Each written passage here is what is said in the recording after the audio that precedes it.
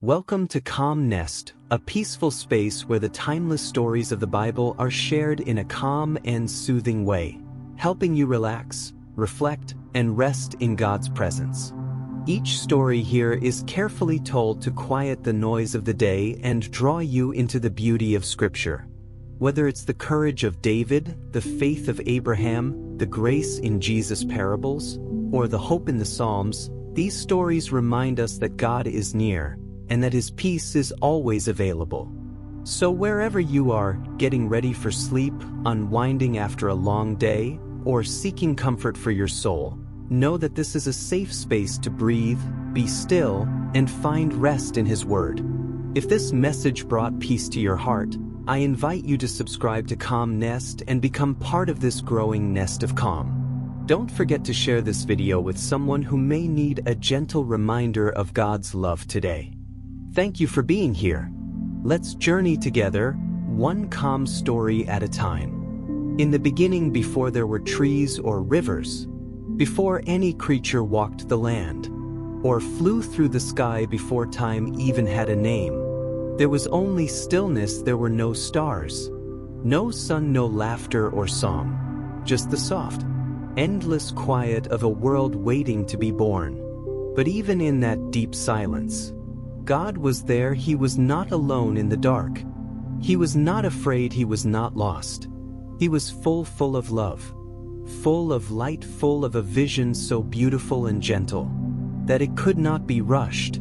He held a dream in His heart, the dream of a world teeming with life and wonder, a world full of joy and goodness and grace.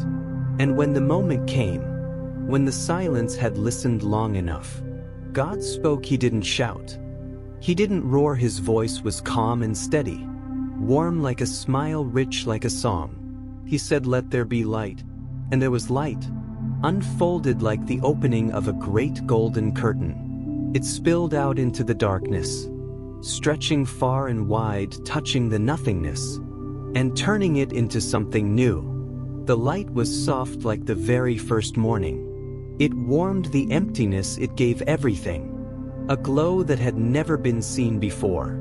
The light began to dance, spreading gently across what would one day be oceans and forests and mountains. God looked at the light and He saw that it was good, truly deeply good. He gave it a name, day, and the gentle darkness that remained He called night. And so, with the setting of light and the rising of shadow, the very first day came to an end. The next day God spoke again. "Let there be a sky," He said, "a great space between the waters." And just like that, the waters began to part. Some rose up, forming clouds and mists, soft as whispers and bright with promise. Others stayed below, still and deep, waiting patiently. Between them stretched a wide open space, the sky vast and blue, light and endless, full of possibility. The wind began to hum a gentle tune, rushing across the surface of the waters. The sky looked down and saw its reflection in the sea. God smiled. The sky was good. And that was the second day. On the third day, God turned His eyes to the waters below. He said, "Let the water beneath the sky be gathered into one place, so dry ground may appear. The seas obeyed, pulling back with grace, uncovering what lay beneath. And from the depths rose dry land, gentle hills and wide plains, soft meadows and rocky cliffs, valleys curved, and rivers carved their way through the earth. God gave the land the name Earth, and the gathered waters He called seas. But the land was empty still. So God spoke once more. Let the land burst forth with life. Let there be plants every kind, grass and flowers, trees and vines, fruit and seed. And the land answered. Tiny green shoots poked through the soil, leaves unfolded like sleepy hands, stretching toward the sun. Flowers painted the fields with color, yellows like joy, reds like love, blues like peace. Trees reached upward, their branches cradling birds not yet born. Fruits began to grow juicy, sweet and full of life. Vines curled like ribbons along the forest floor. The earth, which had been silent, now whispered in rustling leaves and petals, opening to the light. Every plant held the secret of its kind within it, a seed to continue the dance of growing. Again and again God looked at the land, now dressed in green and crowned with blossoms. And he saw that it was good. And the third day came to a close. On the fourth day God looked up at the sky, now vast and blue but empty of light and rhythm. So he said, "Let there be lights in the sky to shine on the earth, and guide the passage of time." Then came the sun, great and golden, blazing with warmth. It lit the day with a glow that made the world glisten. It gave strength to the trees, and stirred the creatures who would soon come. Then came the moon, soft and round, gentle and glowing. It lit the night with silver quiet, a comforting light that made darkness feel safe. And just when it seemed there could be no more wonder, God painted the night sky with stars, countless stars. They twinkled like fireflies in an endless sky. Some pulsed bright and steady, others shimmered like diamonds. Each one had its place, its purpose. Its beauty they danced in constellations, forming stories no one had heard yet, singing a silent music older than time. The lights would guide the world, marking days and nights, seasons and years. God looked at the sun and moon, the stars and shadows, and said, "This is good." That was the fourth day. On the fifth day, God turned his attention to the waters and the sky. They were waiting, full of space, full of possibility. He said, "Let the waters be filled with living creatures, and let birds fly across the sky above the earth." And suddenly the sea came alive. Schools of silver fish swirled through coral gardens. Whales sang ancient songs in the deep. Jellyfish floated like glowing lanterns. Crabs scuttled sideways along the ocean floor. Seahorses bobbed gently among the seaweed. Everywhere water splashed with life. And in the sky wings spread wide. Eagles soared in great circles. Doves cooed softly, swallows darted in dove. Owls blinked in the dusk. Bright parrots squawked with joy, their feathers like rainbows on the wind. The world filled with sounds, splashing, calling, flapping, singing. God blessed the birds and sea creatures. He said, "Be fruitful, fill the oceans and the skies." And he smiled at the life he had made. And that was the fifth day. Then came the sixth day. God looked at the land, rich and ready, and he said, "Let the earth bring forth living creatures of every kind." And the land did. Elephants trumpeted across the plains. Wolves padded silently through forest. Giraffes lifted their long necks to nibble treetops. Lions roared in golden grass. Monkeys chattered through the trees. Cows and sheep, rabbits and deer, leopards and ladybugs all appeared, each with its own way of living, each one part of the great design. The world pulsed with life, with hoofbeats and heartbeats and paws and claws. It was full, it was ready. And then God did something different, something deeper, something sacred. "Let us make people in our image to care for the earth and walk with me." So God bent down and gathered dust from the ground. With his own hands he shaped a person carefully. Lovingly he formed a face, a heart, lungs, a soul. Then God leaned in and breathed his breath into the person's nose. And the person lived, eyes opened and stretched. Breath rose and fell. Then God made another, so the first would not be alone. Two people together, complete. They stood in the beauty of the new world, watching the trees, listening to the birds, feeling the wind and the warmth of the sun. They were different from the animals. They could speak, create, imagine, love and choose. God looked at them with joy. He blessed them and said, "Be fruitful, multiply, fill the earth and care for it. Watch over the animals and plants, the sky and the seas. This is your home." And when God looked at everything he had made, from the first light to the last person. He didn't just say it was good.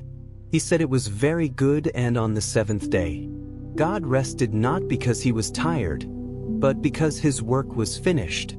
Hope beautiful complete. He blessed the seventh day and made it holy, a day to pause to breathe, to enjoy what had been made. The rivers ran gently, the trees swayed in the breeze. The stars blinked above a sleeping earth, and God watched with love. That is how the world began. Not with chaos or fear, not with anger or war, but with stillness, with light, with life, with love. It all began with a whisper. Let there be, before time was measured by days and nights before. The world bustled with cities and stories. There was a garden like no other, hidden in the heart of creation, where rivers ran clear and soft. Light danced through trees. The Garden of Eden was born out of pure peace, planted by the hand of God himself. It was not merely a place on a map, but a sanctuary of perfect beauty, where the world was as it was always meant to be, alive, whole and humming with harmony. God shaped the first man from the earth itself, his fingers molding the dust like an artist with clay. He breathed into him the breath of life, not just air but spirit, soul, purpose. The man opened his eyes and saw the sky above him, the trees swaying gently, the rivers flowing endlessly. He felt the earth under his feet, and the wind across his skin. And in that moment he was not alone, for God was with him. The man's name was Adam, and he walked with God in the garden, not in fear but in friendship. They spoke his companions. Adam named the animals, each one unique and wondrous: lion and lamb, sparrow and serpent, fox and frog. Yet among all the creatures, there was none quite like him. God saw this and said, "It is not good for the man to be alone." So God caused Adam to sleep a deep and peaceful sleep, and from his side God formed a woman, not from the dust but from the man himself, bone of his bone, flesh of his flesh. When Adam awoke and saw her, his heart leapt. He called her Eve, the mother of all living together. They lived in the garden side by side, equal and whole. They were naked and yet felt no shame. They walked among the trees, swam in the rivers, laughed with the birds, and rested in the shade of the wide branches. Always well, God gave them everything they needed. Every tree was theirs to eat from, every stream theirs to drink from. But in the center of the garden stood two trees, the tree of life and the tree of the knowledge of good and evil. God said, "You may eat from any tree in the garden, but not from the tree of the knowledge of good and evil. For if you eat of it, you shall surely die." Time passed gently, uncounted. The garden did not age, the creatures did not fear. Adam and Eve lived in trust and enjoy their days, marked only by the sun's light and God's presence. Their bond grew stronger, their love deepened. Adam learned to read the movement of the stars, and Eve sang to the flowers, her voice so sweet even the winds paused to listen. Every evening, as golden light filtered through the trees, God would come and walk with them, sharing stories and laughter. In the sacred hush of twilight, they learned the art of being, of simply dwelling in creation without striving, without hunger, without pain. But one day a voice rose in the garden. It was not loud or angry, it was smooth, sly, curious. Came from the serpent, more cunning than any other beast. He found Eve near the forbidden tree, its fruit golden and glowing in the filtered light. The serpent asked, "Did God really say you must not eat from any tree?" Eve answered, "We may eat of every tree, but one God said, not to eat from the tree of the knowledge of good and evil, or even touch it lest we die." The serpent smiled, "You will not die.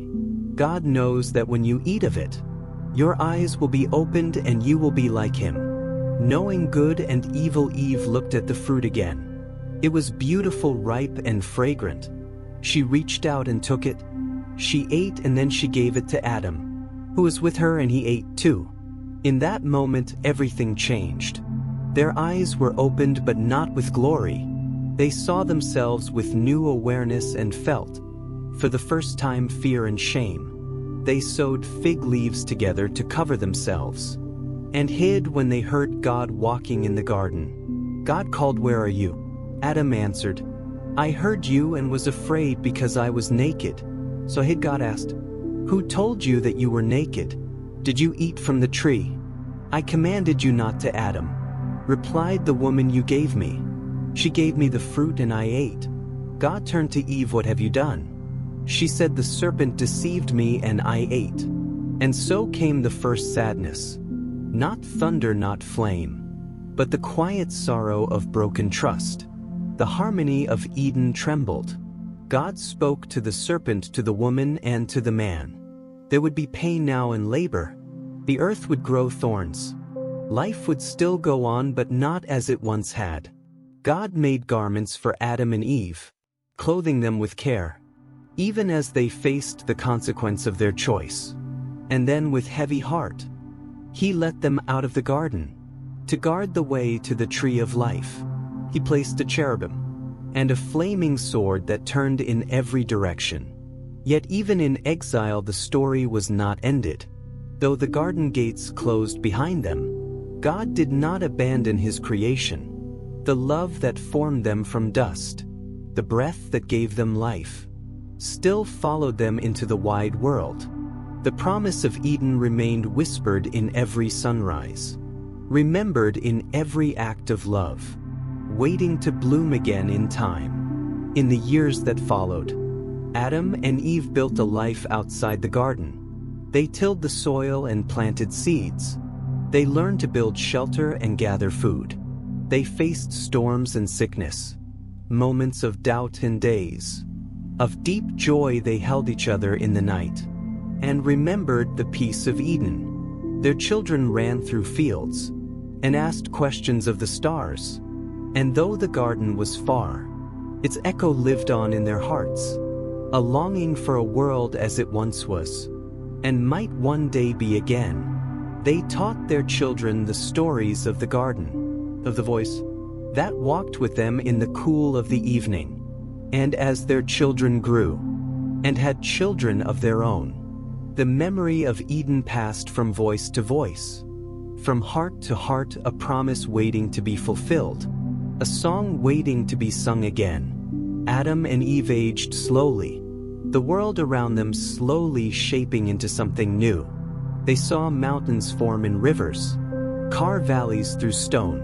They saw forests rise from saplings, and stars burn bright above them. In the long silence of the night, Eve would often sit by the fire, weaving stories for her grandchildren about a place where peace reigned and love needed no words. And Adam, in his quiet strength, carved reminders of Eden into wood and stone, shaping echoes of paradise into the corners of their world. When Adam looked at Eve, even after many years, he saw the same wonder he had felt that first moment in the garden. And Eve, with wisdom and tenderness, saw in Adam not the man who failed, but the man who endured, who chose love even outside the gates of perfection. Their story was no longer one of loss alone, but of love enduring through loss.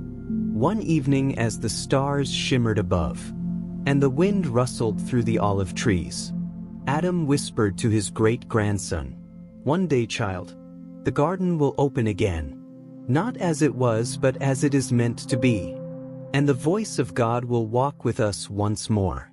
Before the rains began to fall, the world was not as it is today. The earth stretched out vast and untamed, with rivers that wound their way through lush forests, and valleys where animals roamed freely. The skies were often clear, with the sun casting its golden light over the land, and the earth was alive with a gentle hum of nature. It was a time of peace, but as generations passed, the harmony of creation began to fade. The world's beauty, once a reflection of its creator's goodness, began to be marred by the wickedness of man. The hearts of people turned cold, and corruption spread across the earth. Violence and sin filled every corner of creation. The cries of injustice reached the heavens, and the earth groaned under the weight of its brokenness. The Creator looked down upon his creation, and his heart was heavy with sorrow. He had made the world to be good, to be full of life and love, but now it was filled with pain, destruction and deceit amidst the darkness. There was one man who remained faithful. His name was Noah. He was a man who loved God and lived righteously, though he was surrounded by a world that had turned its back on the Creator. Noah's heart was pure and he continued to walk in faith. When God looked upon the earth, he saw Noah, a man who was upright and blameless, a man who had not given himself over to the ways of the world. And so God chose Noah for a great purpose, one that would forever change the course of history. One evening, as the sun sank behind the mountains, casting long shadows across the land, Noah stood in his garden, taking in the beauty of the world around him. There was cool, and the wind rustled softly through the trees. He gazed up at the sky, and though the world was filled with noise and chaos, in that moment he felt a deep sense of peace. Little did he know, the Creator's voice was about to break the silence. Noah, God called to him. Noah's heart quickened.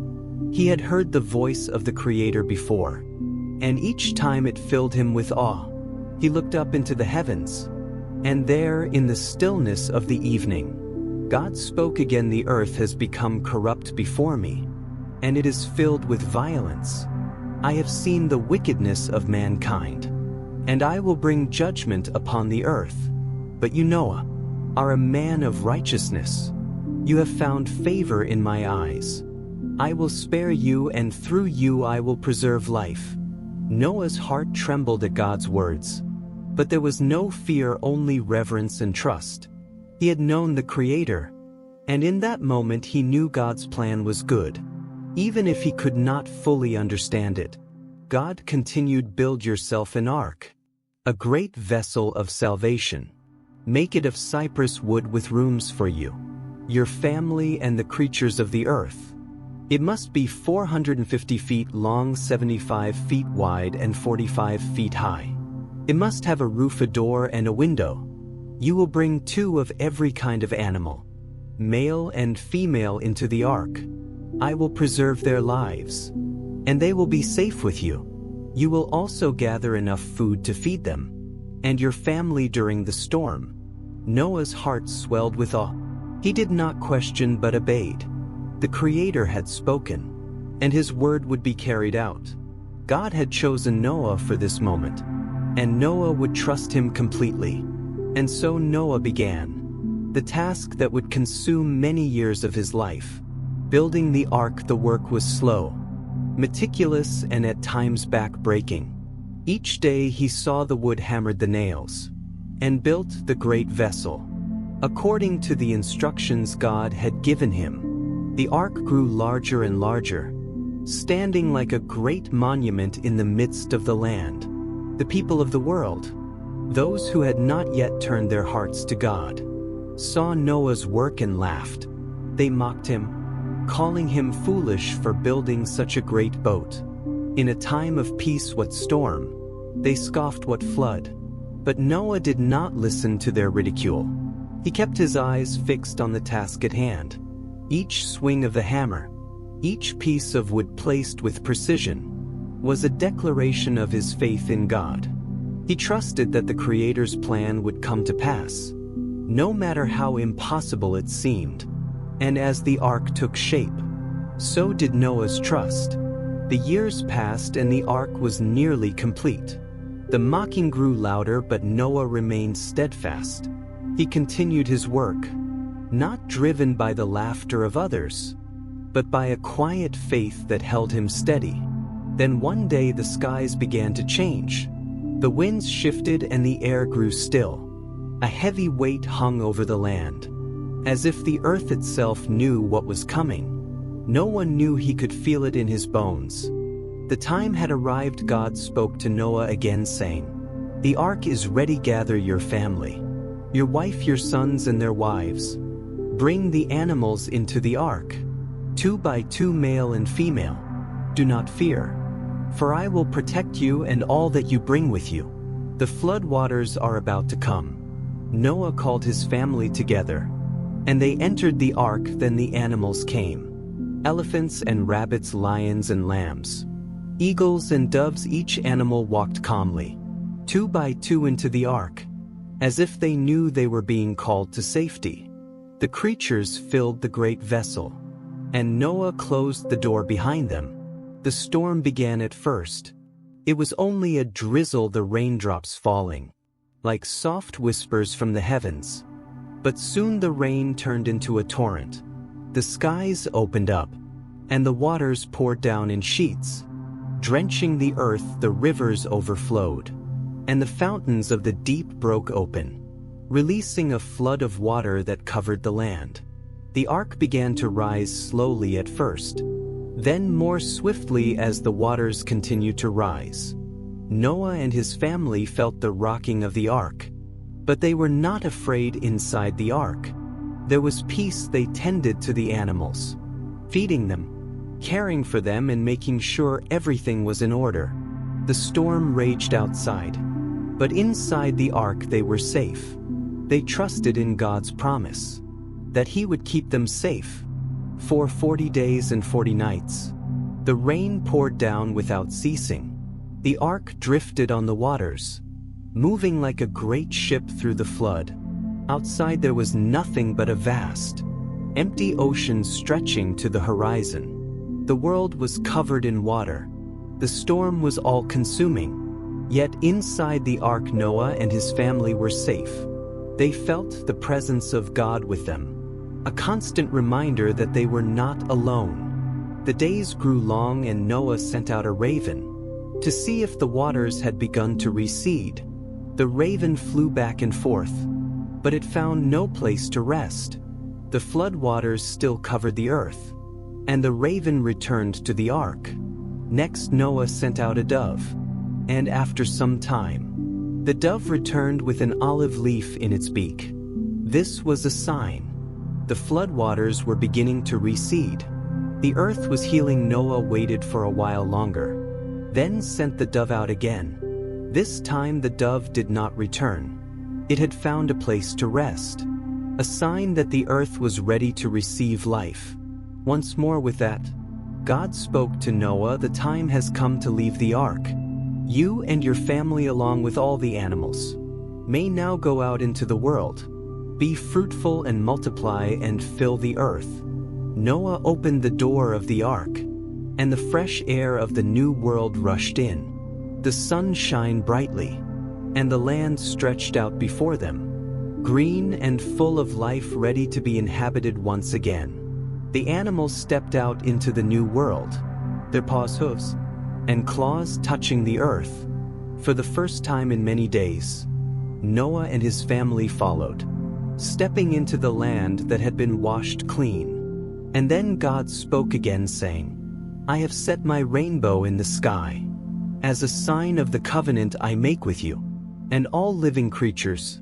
Never again will I destroy the earth with a flood. This is my promise to you, and I will remember it for all generations." As God spoke these words, a beautiful rainbow appeared in the sky, stretching across the heavens in a brilliant display of colors. It was a sign, a symbol of God's faithfulness to His promise.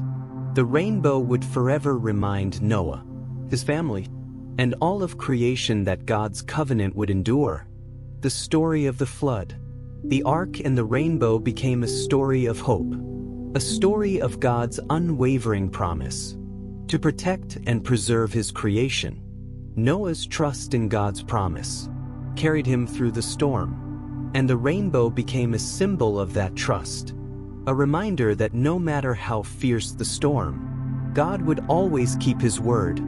In the quiet hills of Judea, In a time long ago, the world was not yet ready for the coming of the Savior.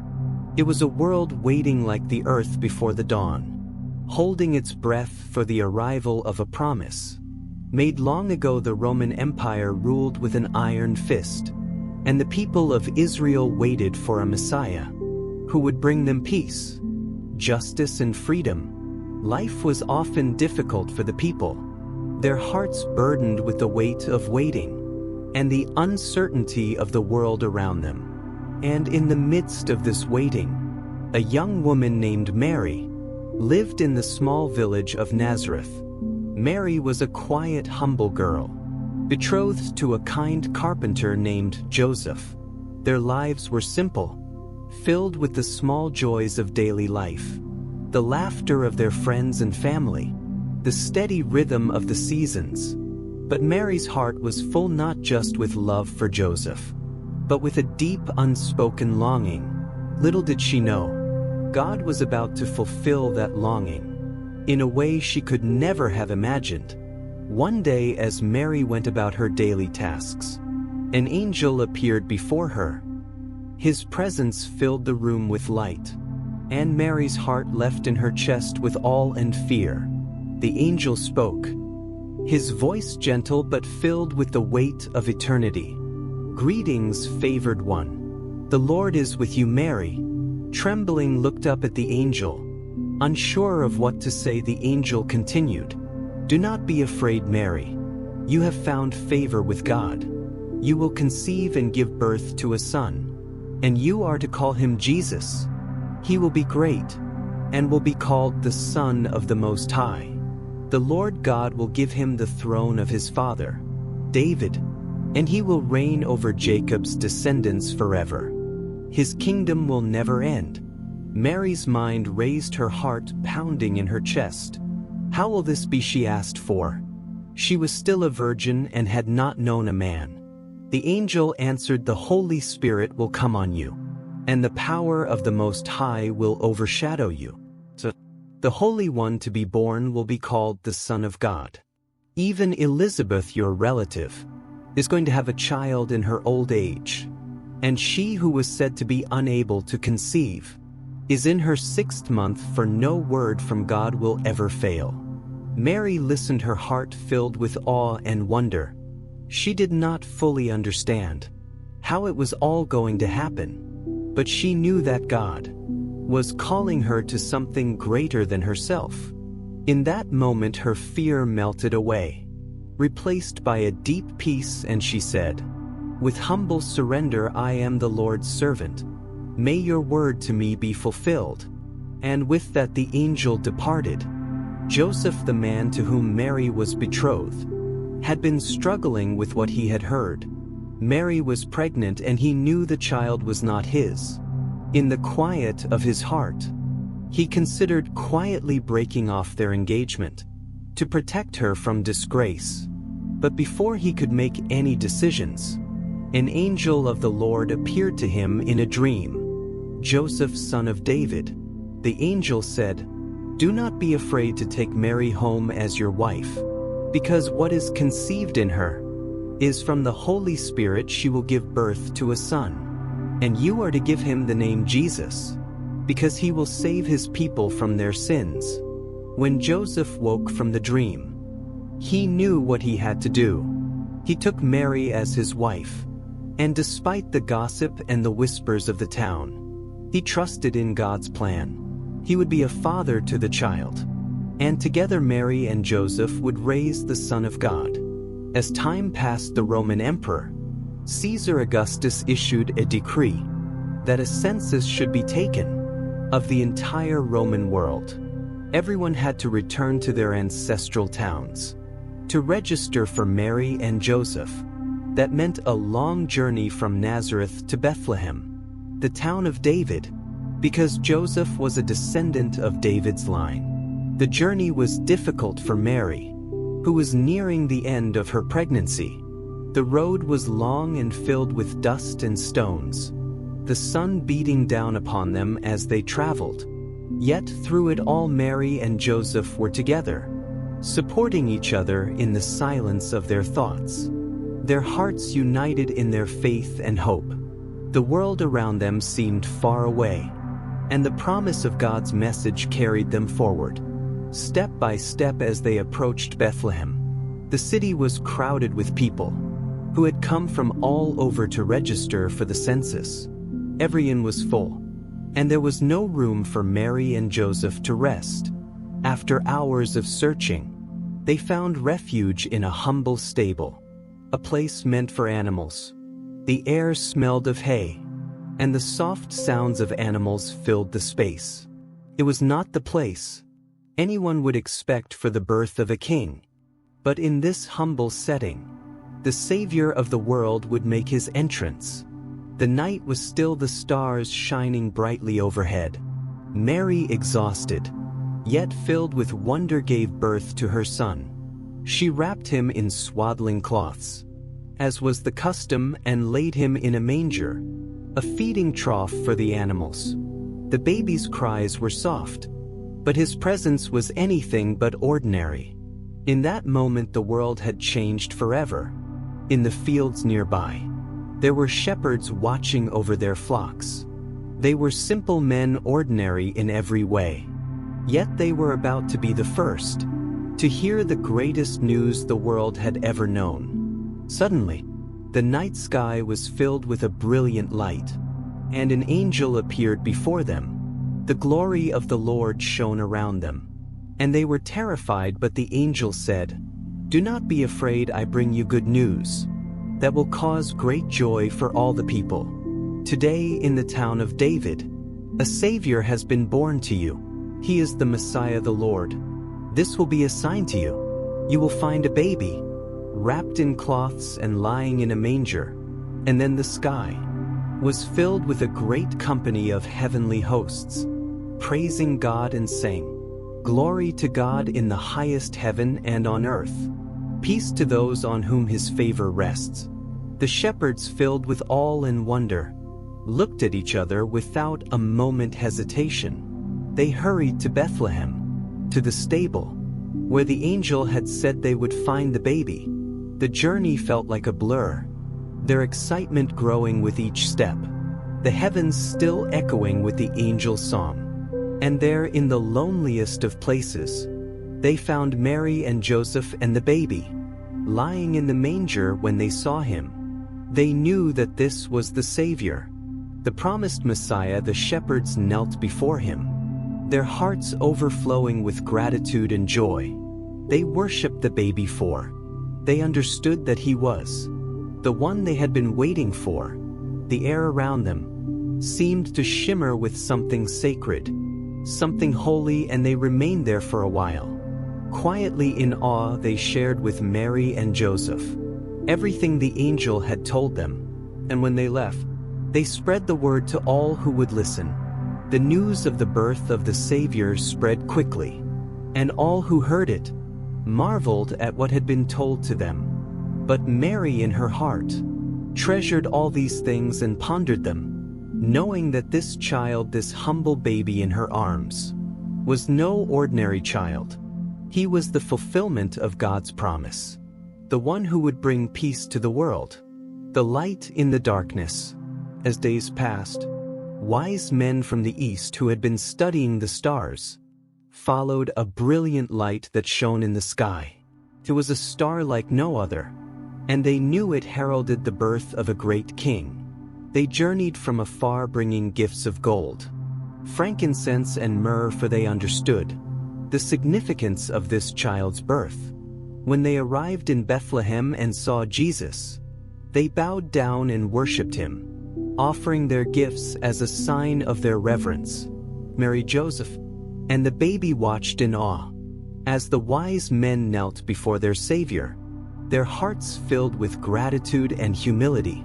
It was a quiet, sacred moment where the weight of eternity seemed to settle into the very air. And so the birth of Jesus, though humble and quiet, was the beginning of a new chapter in the story of the world. It was a story of love and hope, of God's great mercy, and his desire to be with his people. From that night forward, the world would never be the same. The Savior had come, and with him came the promise of salvation, the promise of peace and the promise of love. In the quiet of that stable, under the glow of the stars, the world held its breath once more. A new hope had been born, and with it, the hope that through Jesus the world would know peace, joy, and the everlasting love of God. And so each year as we remember that night, we remember the humble birth of Jesus in a manger. It is a story that speaks of love, of hope, and of God's unchanging promise. A promise fulfilled in a small, humble child lying in a manger, surrounded by the quiet awe of the world. The wind howled through the valley, like a beast on the prowl, tossing sand and dust into the air. The sky, once clear, had turned to shades of angry gray, and the earth itself seemed to tremble beneath the weight of the storm. It was a day like no other, one that felt as though nature itself were in rebellion, caught in a clash between light and dark, peace and chaos. High up on Mount Horeb, far away from the tumultuous world below, Elijah sat on the edge of a narrow cliff. His heart was heavy, his spirit burdened with weariness and grief. The wind roared in his ears, the trees bent and shook, and the jagged rocks beneath him seemed to echo the unrest within his soul. He had come to this mountain to seek refuge, to find God to hear from, the one he had faithfully served for so many years. But the storm that raged around him matched the storm in his heart. The days had been long, filled with turmoil and fear. Elijah had just come from a great victory, the contest on Mount Carmel, where God had sent fire from heaven to consume the offering and prove his power to the people of Israel. But that victory, which should have been a moment of triumph, had not brought the peace Elijah longed for. Queen Jezebel had vowed to kill him, and Elijah, fearful for his life, had fled into the wilderness alone. Tired and afraid, he had traveled through desert lands, asking for God's guidance. But finding only silence, Elijah had gone into hiding. But deep within him, he questioned whether he could continue. The weight of the task that lay ahead, calling the people of Israel back to God, seemed too much for him to bear.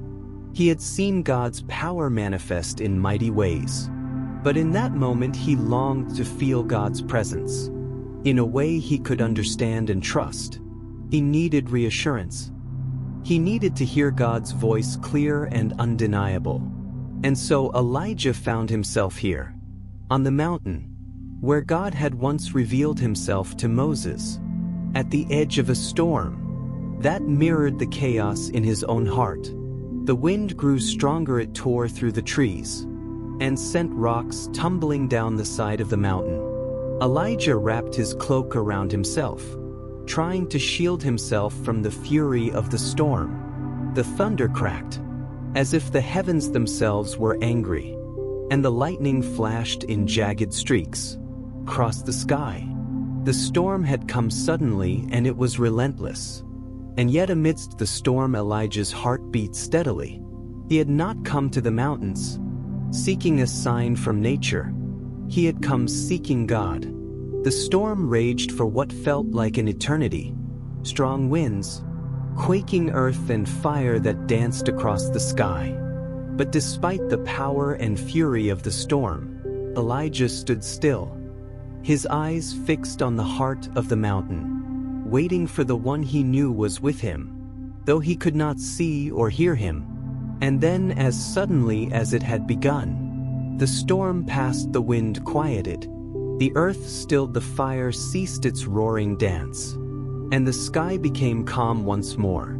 The silence was profound, an absence of noise that made the space around him feel sacred, even holy. It was in the stillness, in the quiet after the storm, that Elijah heard it, a sound so faint, so gentle that it was almost as if it were a dream.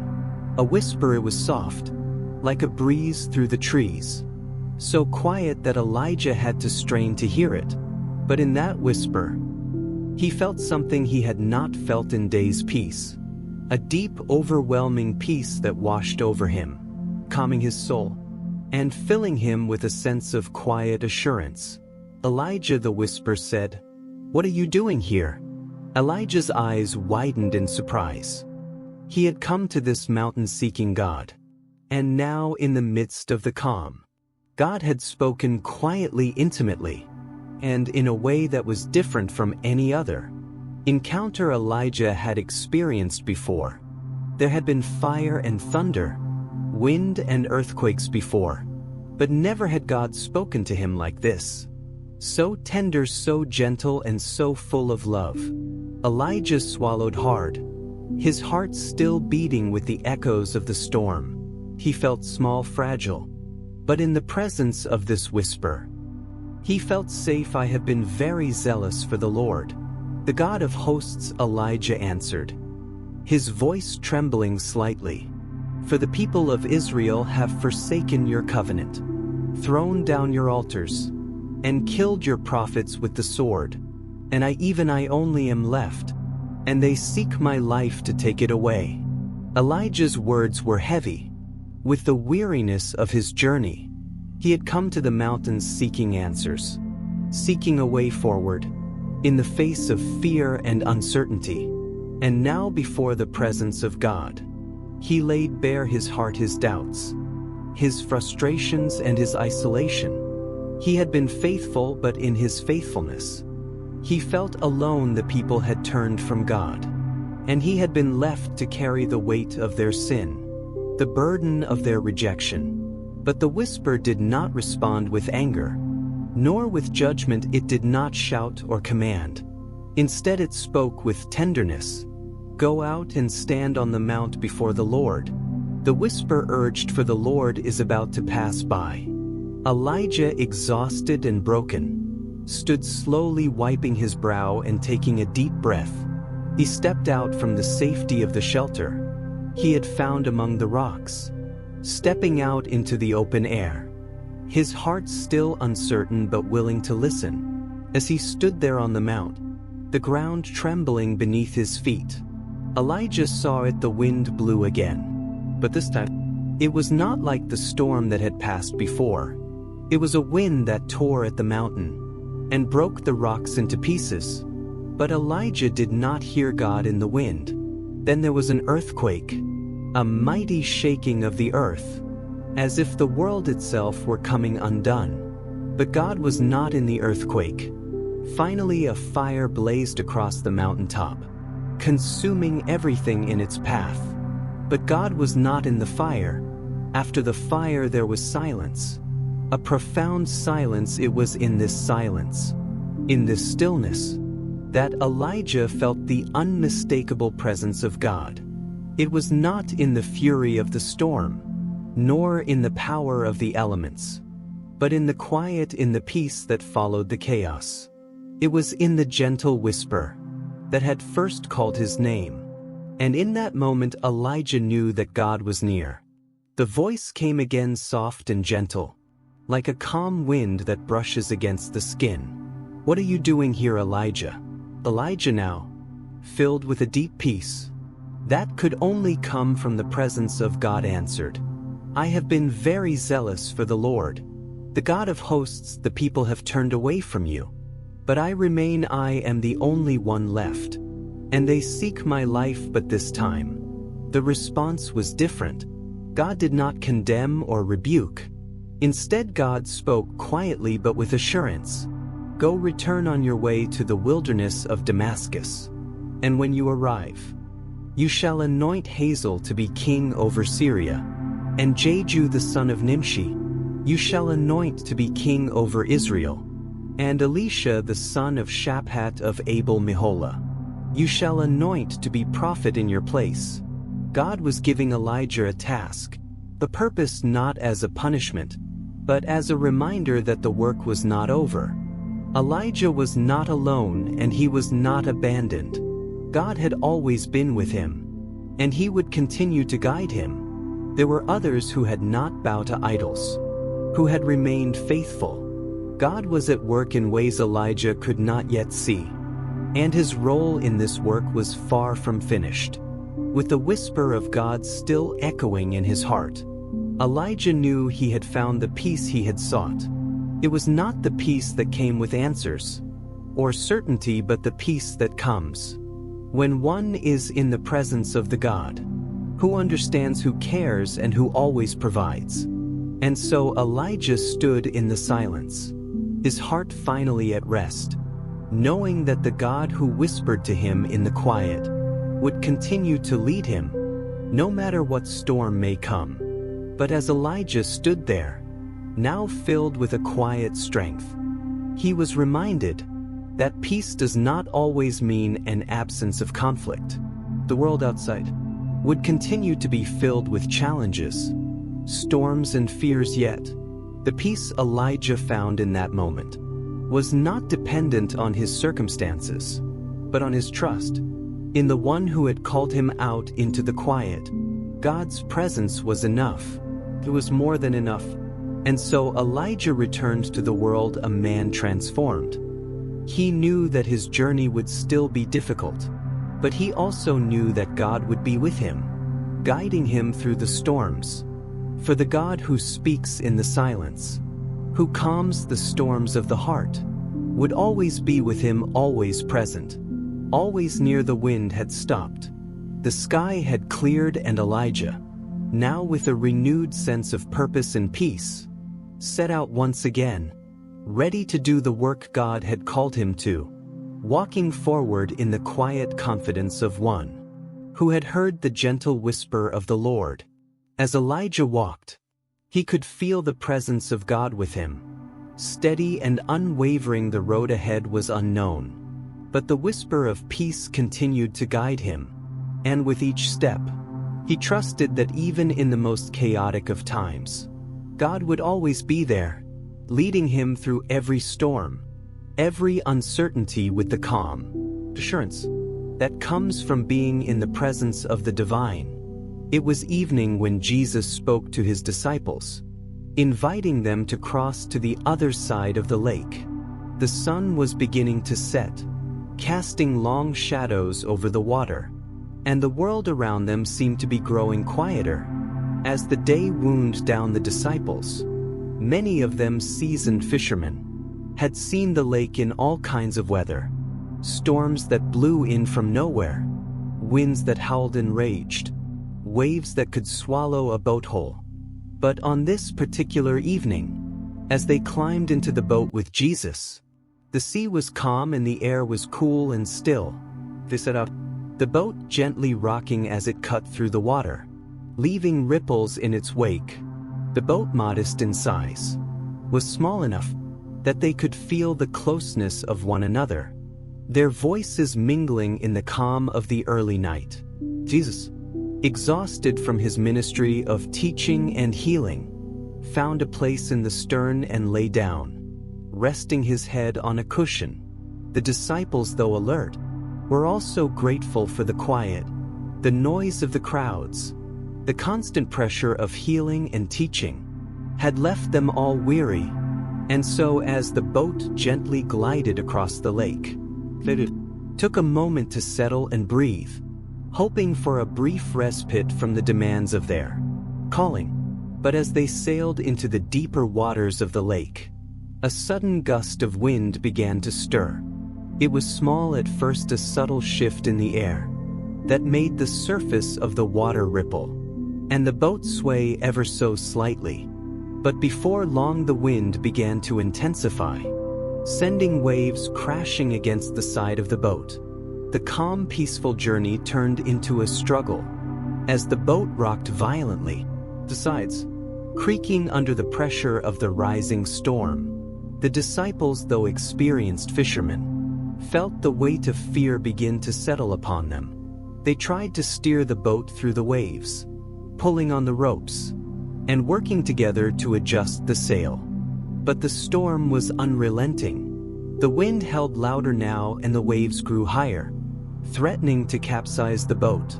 Water began to pour over the sides, soaking the disciples, and the boat was swamped with each crashing wave.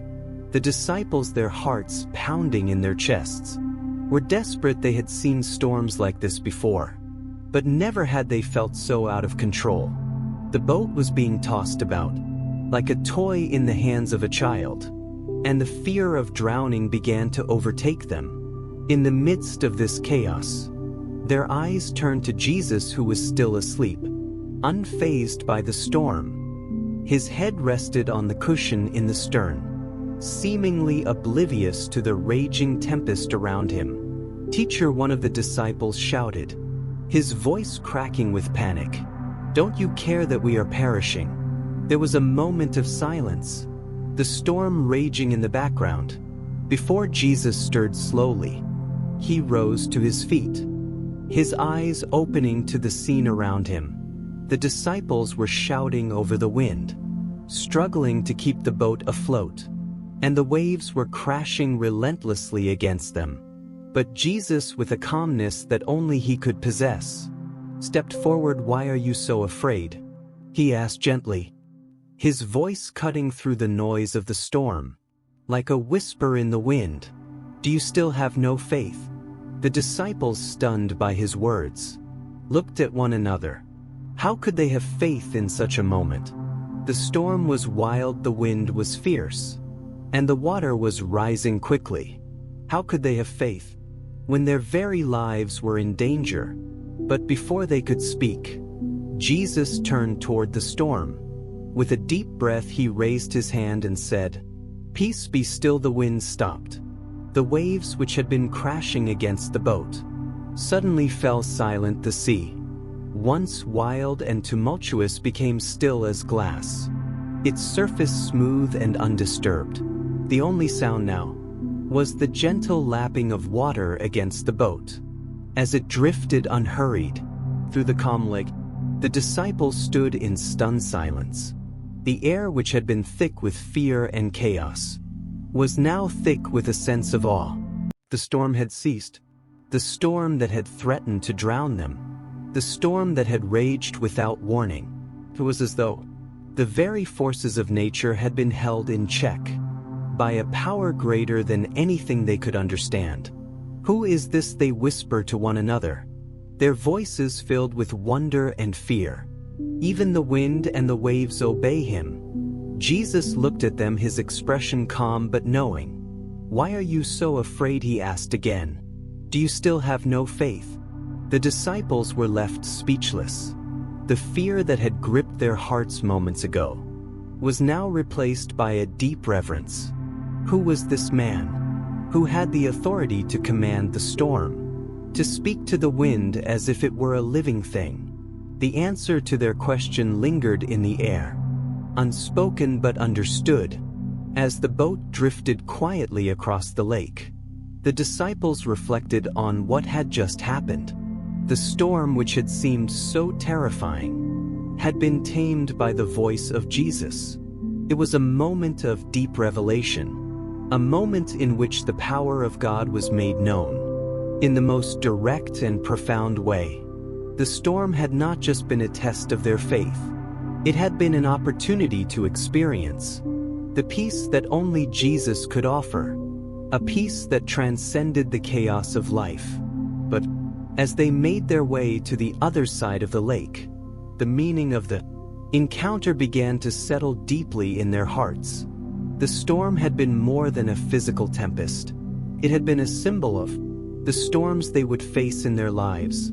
The storms of fear, doubt, confusion and loss. The storms of life that seemed to come out of nowhere, threatening to overwhelm and destroy.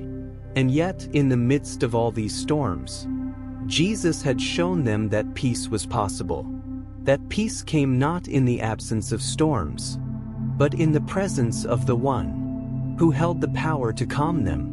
The disciples began to understand that the peace that Jesus had given them was not just a physical calm, but a spiritual one in the presence of Christ. They could find peace even in the midst of their most fearful moments. They could trust that no matter how fierce the storm, no matter how great the struggle, Jesus was there ready to bring calm, to bring peace, to bring rest to their weary hearts.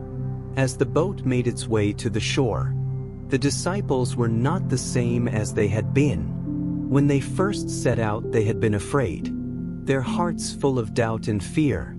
But now they were filled with wonder and awe, their faith strengthened by the power they had just witnessed. They knew that they had been in the presence of something holy, something divine, something that could bring peace to even the fiercest of storms.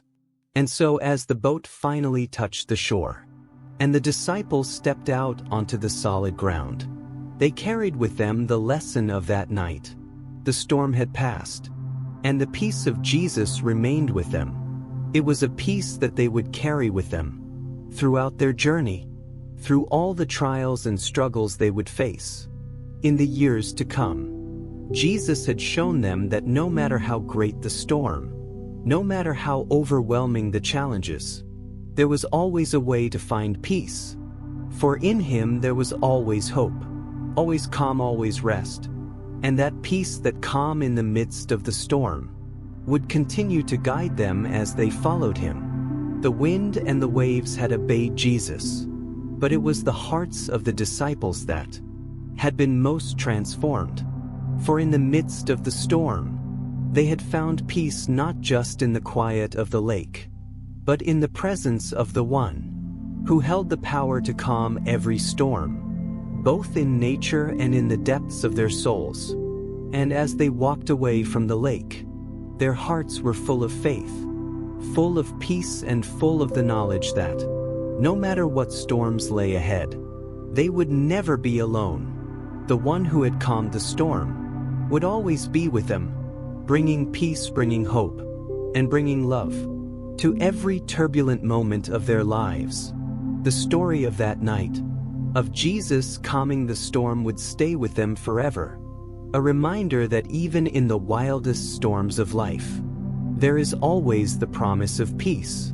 In the presence of Christ, the sun had just begun to dip beneath the hills, casting a warm golden glow across the fields. The shepherds gathered their flocks together for the night, guiding them gently into the shelter of the open pastures. The air was crisp and clear, and the sound of soft bleating mixed with the rustling of sheep's wool in the breeze. It was a familiar evening, one that had unfolded countless times before. But tonight, in this quiet corner of the world, something was different among the shepherds. There was a man who stood apart from the rest. His name was Jesus, and though his face seemed familiar to the townspeople, his presence carried a sense of something more, a deep, tranquil assurance. His eyes were kind but piercing, as if he saw beyond what was visible, into the hearts of those around him. Jesus stood near the flock, his staff resting in his hand, as he watched the sheep gathering peacefully around him. The other shepherds worked in silence, counting the sheep and guiding them into their pens for the night. But Jesus had more to say than the others. His words were not about herding or keeping count. Instead, he spoke to them in a language of care, something that reached deep into the hearts of those who listened. "My sheep know my voice," he said softly, speaking to a small group of people who had gathered around him. "They hear me call and they come to me." The people listened intently, their hearts stirred by the gentle authority in his voice. They had heard of his miracles and his wisdom, but these words, these simple, tender words about sheep and shepherds, spoke to something deeper. They longed to understand, to hear more. Just as the shepherd cares for his sheep, Jesus continued, "I care for you. I am the good shepherd. I lay down my life for the sheep." There was a pause, and the crowd looked at one another, puzzled by his words. What did he mean? Lay down his life? They had heard many things, but these words felt heavy, carrying a weight of mystery and promise. Jesus was offering them something more than they had ever imagined. He was speaking of a love that went beyond care. It was a love that would lay itself down. As the evening grew darker, and the last rays of sunlight disappeared, behind the hills, Jesus walked slowly through the flock, His footsteps were quiet, deliberate. The sheep, knowing their shepherd, moved toward him with ease, trusting his voice, the sound of his steps, the warmth of his presence. They followed him not out of fear, but out of trust. They knew him. They knew he would lead them to safety and rest. The crowd who had gathered around Jesus remained close by, watching with fascination as he moved among the sheep. They were witnessing something beautiful, an image of a shepherd who deeply knew his flock, and a flock that knew their shepherd in return. There was no rush, no anxiety, just a quiet and natural rhythm of care and belonging. One of the men in the crowd spoke. But what if one of the sheep wanders off? What if it's lost? Jesus turned to him with a soft smile, and his eyes filled with understanding. I tell you, I would leave the 99 to find the one that is lost. I would go after it no matter where it is, no matter how far it has wandered, because every sheep is precious to me. The crowd fell silent as the weight of Jesus' words sank in. He wasn't just talking about sheep. He was speaking of something greater, the value of each soul, each individual who wandered, who strayed, who needed guidance. He was telling them that his love was not just for the many but for the one, the lost, the forgotten. The image of the shepherd searching for the lost sheep filled the hearts of those who listened. It was a picture of care and tenderness that went beyond mere responsibility. It was a love that sought, that reached out, that pursued. The idea of a shepherd leaving the security of the flock to search for a single sheep seemed radical, but this radical love was the kind of love Jesus was offering, not just for those who were easy to care for, but for the one who had lost its way, for the one who felt broken, abandoned, or lost. The night fell deep, and the stars began to twinkle in the sky like scattered jewels. The shepherds now settled around their fires, and the quiet bleating of the sheep filled the air. Jesus sat among the others, his eyes on the flock, his heart full of care. His disciples sat nearby, listening intently as he spoke, their minds filled with wonder. I am the good shepherd, Jesus continued, and the good shepherd lays down his life for the sheep. The disciples looked at one another, unsure of what he meant. They had always known Jesus to speak in parables, to speak of the kingdom of heaven in ways that were hard to understand. But this was different. This was personal. This was about care, about sacrifice, about something that they had not yet grasped. A quiet tension hung in the air, and Jesus, sensing their confusion, added, "The hired hand does not care for the sheep as I do. When the wolf comes, the hired hand runs away. But I'm not like that. I will not run. When danger comes, I protect my sheep. I defend them." His voice was steady and calm, but there was a fierceness in his words. Resolve. He was speaking of his commitment to the flock, to the people who followed him. A hired hand might leave when danger approached, but Jesus would stand firm. He would face whatever dangers lay ahead, to protect those entrusted to him.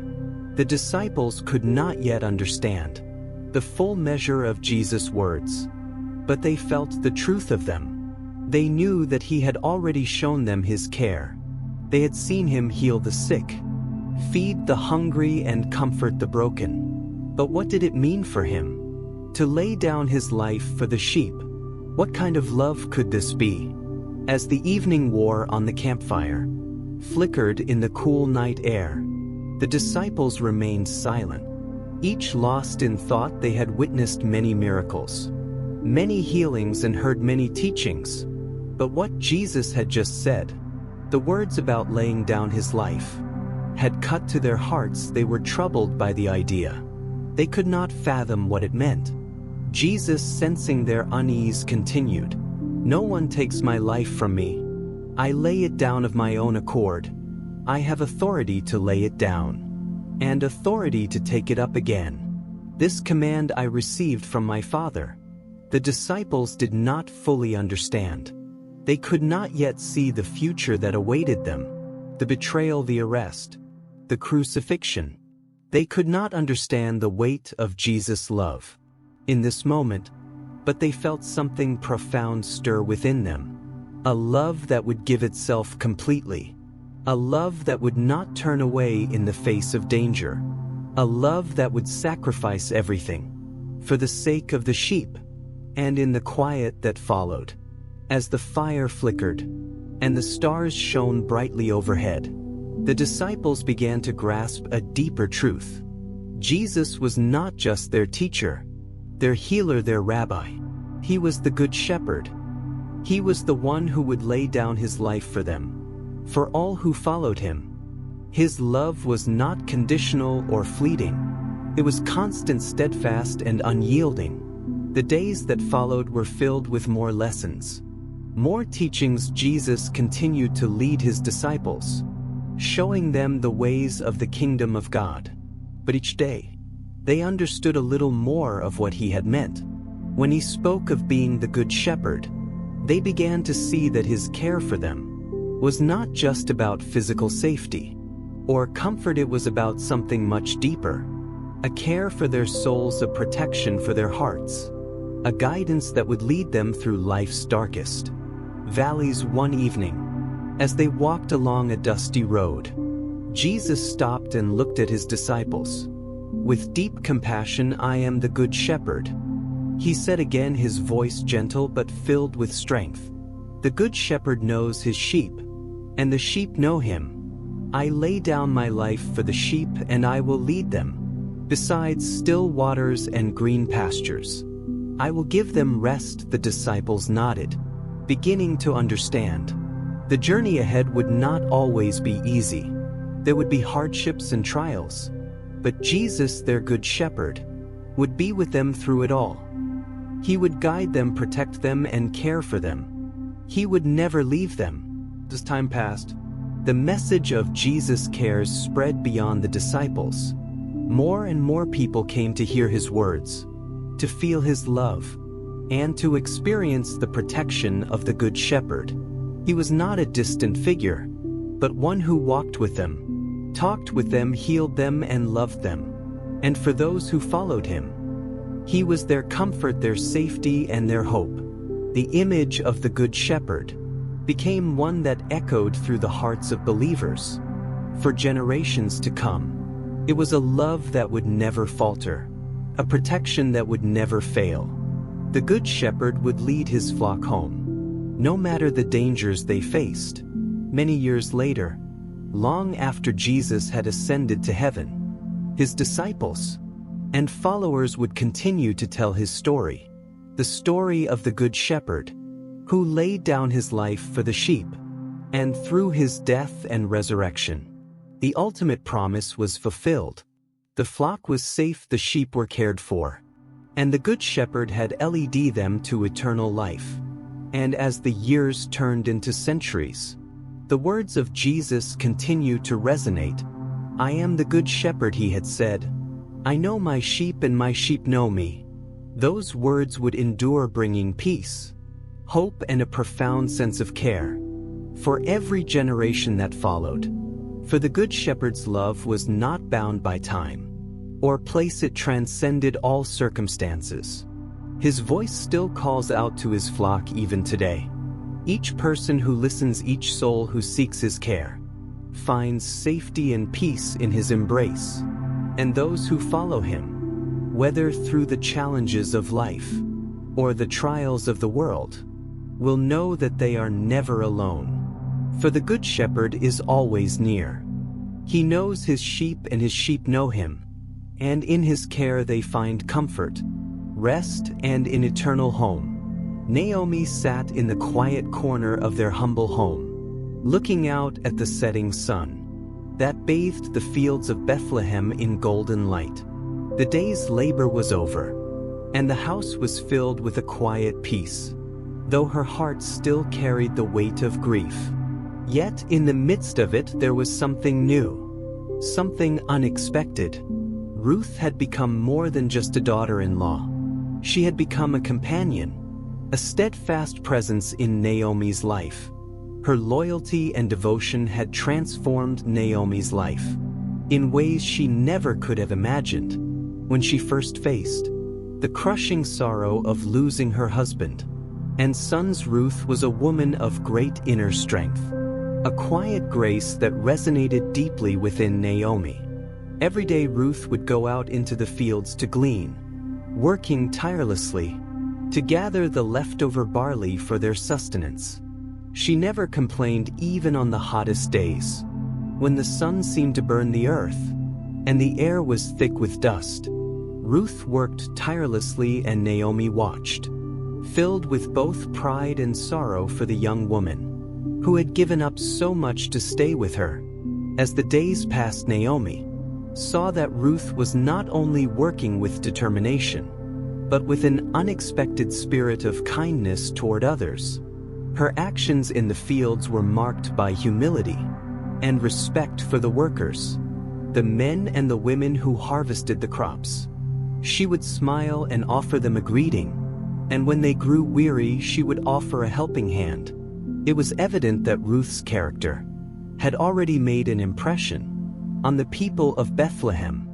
Boaz too had taken notice of Ruth's demeanor.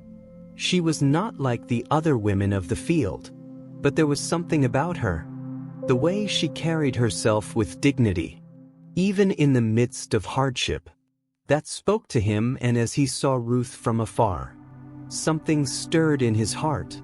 He admired her devotion to Naomi, the way she had stayed by her mother-in-law's side, despite the loss of her own husband. He had heard her story through the whispers of the town, and marveled at the strength and grace with which she had handled her grief. One afternoon, Boaz called for Ruth to come closer to him. "My daughter," he said, his voice deep and warm, "I have heard of all the kindness you have shown to your mother-in-law. You have left your family, your land to come and live among strangers. You have given up so much, and your loyalty is a rare thing. I want to make sure you are protected as you work here. Stay close to the other women who are harvesting. Do not go into any other fields. I have told the young men not to touch you, and when you are thirsty, go and drink from the water jars they have filled." Ruth's heart swelled with gratitude as she looked at Boaz, the man who had shown such kindness. She hadn't expected this generosity. It was customary for harvesters to share their water among themselves, but for him to offer her extra protection was a gesture she had not anticipated. She bowed low, overwhelmed by his kindness. "Why have I found such favor in your eyes, my lord?" Ruth asked softly. "I am only a foreigner." Boaz smiled and replied, "I have heard of your devotion to Naomi. The Lord bless you for your kindness. I know it has not been easy for you, but your faithfulness has not gone unnoticed. You have chosen to take refuge under the wings of Israel's God, and he will bless you for it." Ruth's eyes filled with tears as she listened to Boaz's words. She was a foreigner and outsider in this land of Bethlehem, but Boaz's words reminded her that in God's eyes, she had been welcomed in, that she had a place in this world. From that day forward, Ruth continued to glean in Boaz's fields, and Boaz continued to watch over her. He ensured she was well cared for, leaving extra sheaves for her to collect, and making sure she had everything she needed. Ruth, in turn, was grateful for the opportunities Boaz provided her. She worked with renewed energy and joy, even though the work was still hard. Meanwhile, Naomi, though still burdened by her grief, began to notice the growing connection between Ruth and Boaz.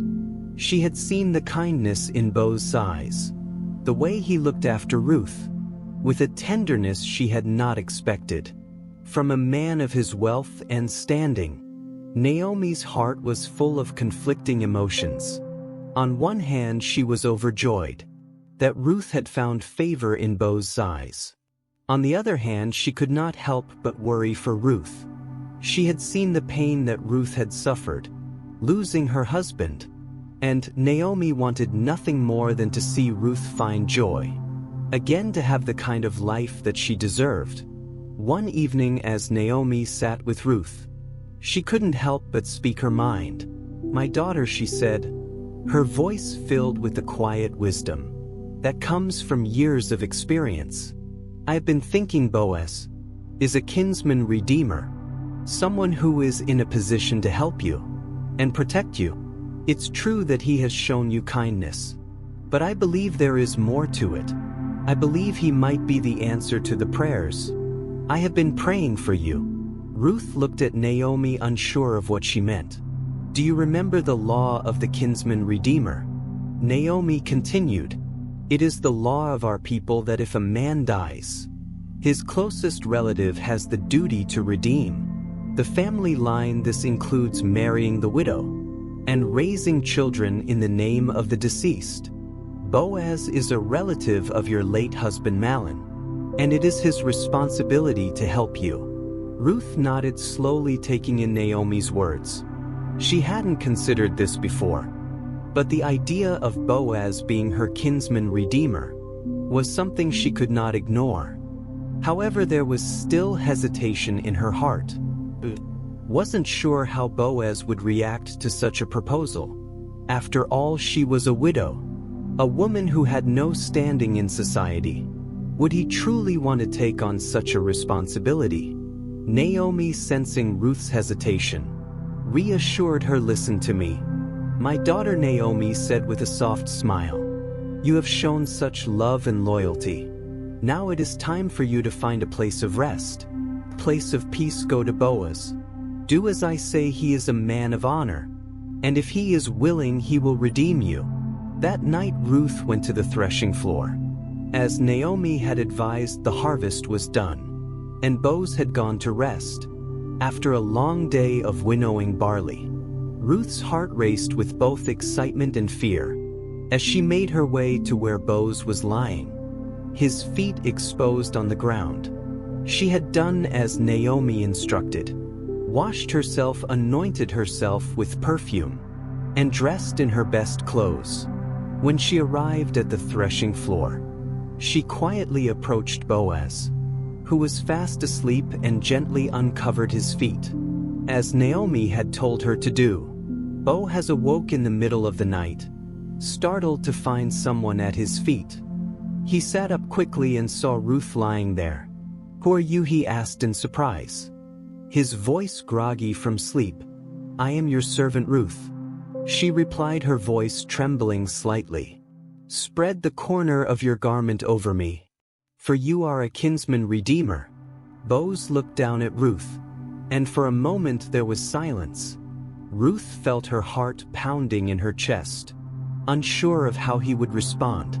But Boaz, seeing her vulnerability and understanding the weight of the situation, spoke gently. "The Lord bless you, my daughter," he said softly. "This kindness is greater than that which you showed earlier. You have not run after the younger men, whether rich or poor, and now don't be afraid. I will do all you ask. There is a man who is more closely related than I, but I will go to him tomorrow, and if he is unwilling to redeem you, I will." Ruth's heart soared with relief. Boaz had not turned her away. Instead, he had shown her the same kindness and respect that he had shown her all along. He had assured her that he would seek to fulfill the law, and if the other man refused, he would take on the responsibility himself. In the morning, Boaz went to the town gate, where legal matters were settled. There he met with the other kinsman redeemer. Explaining the situation, the man first expressed an interest in redeeming Ruth's land, but when he realized that he would also have to marry Ruth and raise a child in Mahlon's name, he refused, fearing the impact it would have on his own inheritance. With a heart full of respect for Ruth and a deep sense of honor, Boaz stepped forward and accepted the responsibility to redeem Ruth. Soon after, Ruth and Boaz were married, and together they had a son named Obed. The people of Bethlehem rejoiced, and Naomi's heart was filled with gratitude as she held her grandson in her arms. Through Ruth's faithfulness, through her loyalty, God had provided a way for Naomi's family to be restored. What had once been a story of grief had become a story of redemption, a story of love, loyalty, and faithfulness that echoed through the generations. And so through Ruth, Boaz, and Naomi, the family line of King David was established. The story of Ruth became a symbol of God's faithfulness to his people, a reminder that even in the darkest of times, God's love can bring light and restoration. Through their loyalty, God worked his plan for a future that none of them could have imagined, one in which a king, the savior of the world, would come from their line, bringing salvation and hope to all people. Thus the story of Ruth and Naomi, a story of loyalty, love, and family bonds, endures through the ages, a testament to the power of faith, love, and the beauty of God's providence. In a quiet village nestled on the edge of rolling hills, there lived a father with 2 sons. His name was Eliab, and his life, though humble, was filled with purpose and satisfaction. His days revolved around the farm, a simple, peaceful place with fields of grain, a vineyard, and a few cows grazing in the pasture. He was well known in the village, not only for his farming skills, but also for his wisdom, patience, and unwavering kindness. His home, built with rough-hewn stones, was always filled with the sound of laughter, the smell of freshly baked bread, and the hum of life. Eliab's 2 sons, Elias and Jonah, had grown up in this place, learning the ways of the land from their father. Elias, the older son, was calm, dependable, and hardworking. He took to the fields early each morning and worked late into the evening, tending to the crops and livestock. He never questioned his duty and took pride in the work that sustained their family. Jonah, on the other hand, was a dreamer, a soul with a restless spirit. While Elias was content to remain on the farm, Jonah often found himself gazing out beyond the fields, yearning for something more. Jonah had always known that he was different. He loved his father, and he appreciated the life they shared. But the world beyond the farm seemed to call out to him, enticing him with promises of adventure, excitement, and the unknown. He dreamed of traveling to distant lands, seeing new places, and experiencing life beyond the small village. But as the years passed, Jonah's restlessness grew, and it became impossible for him to ignore the longing in his heart. One evening, as the sun began to set, and the colors of the sky turned from gold to pink, Jonah approached his father.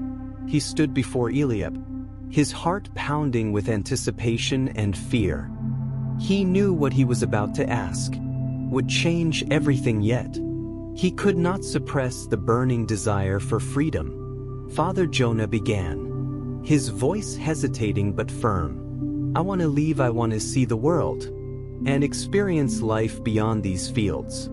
I've been thinking about it for a long time. I don't want to wait until you're gone. I want my share of the inheritance now, so I can go and live my life. The request was a blow to Eliab's heart.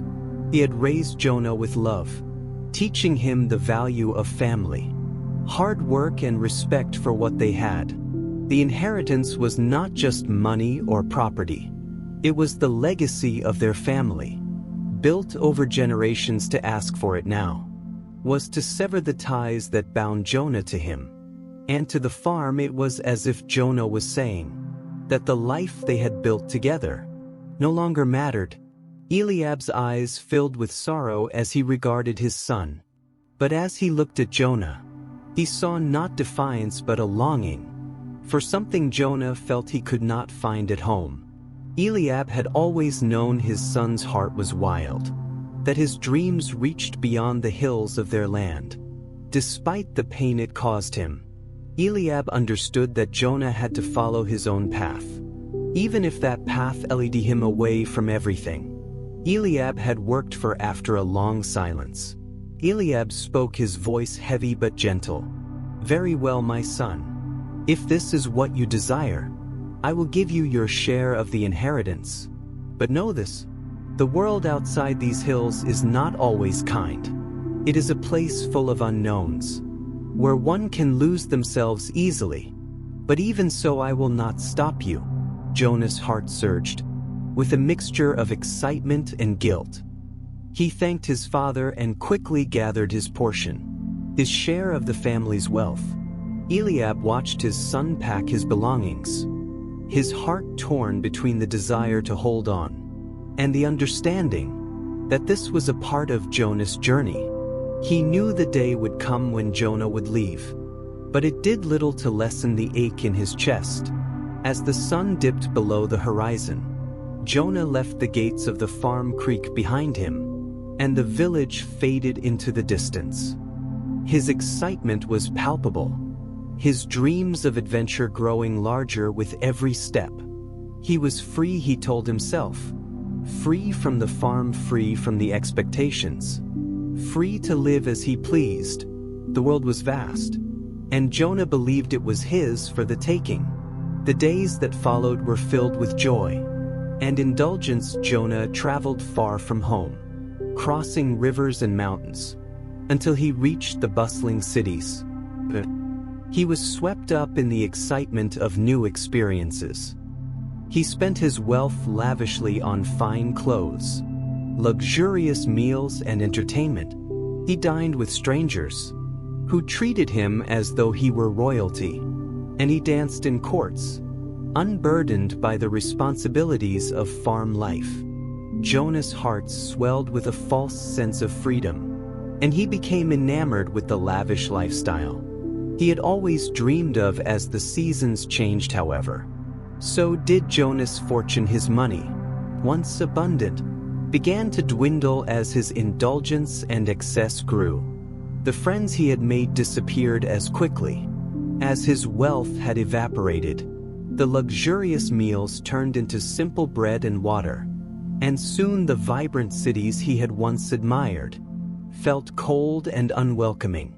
Then a great famine swept through the land. The crops failed and food became scarce.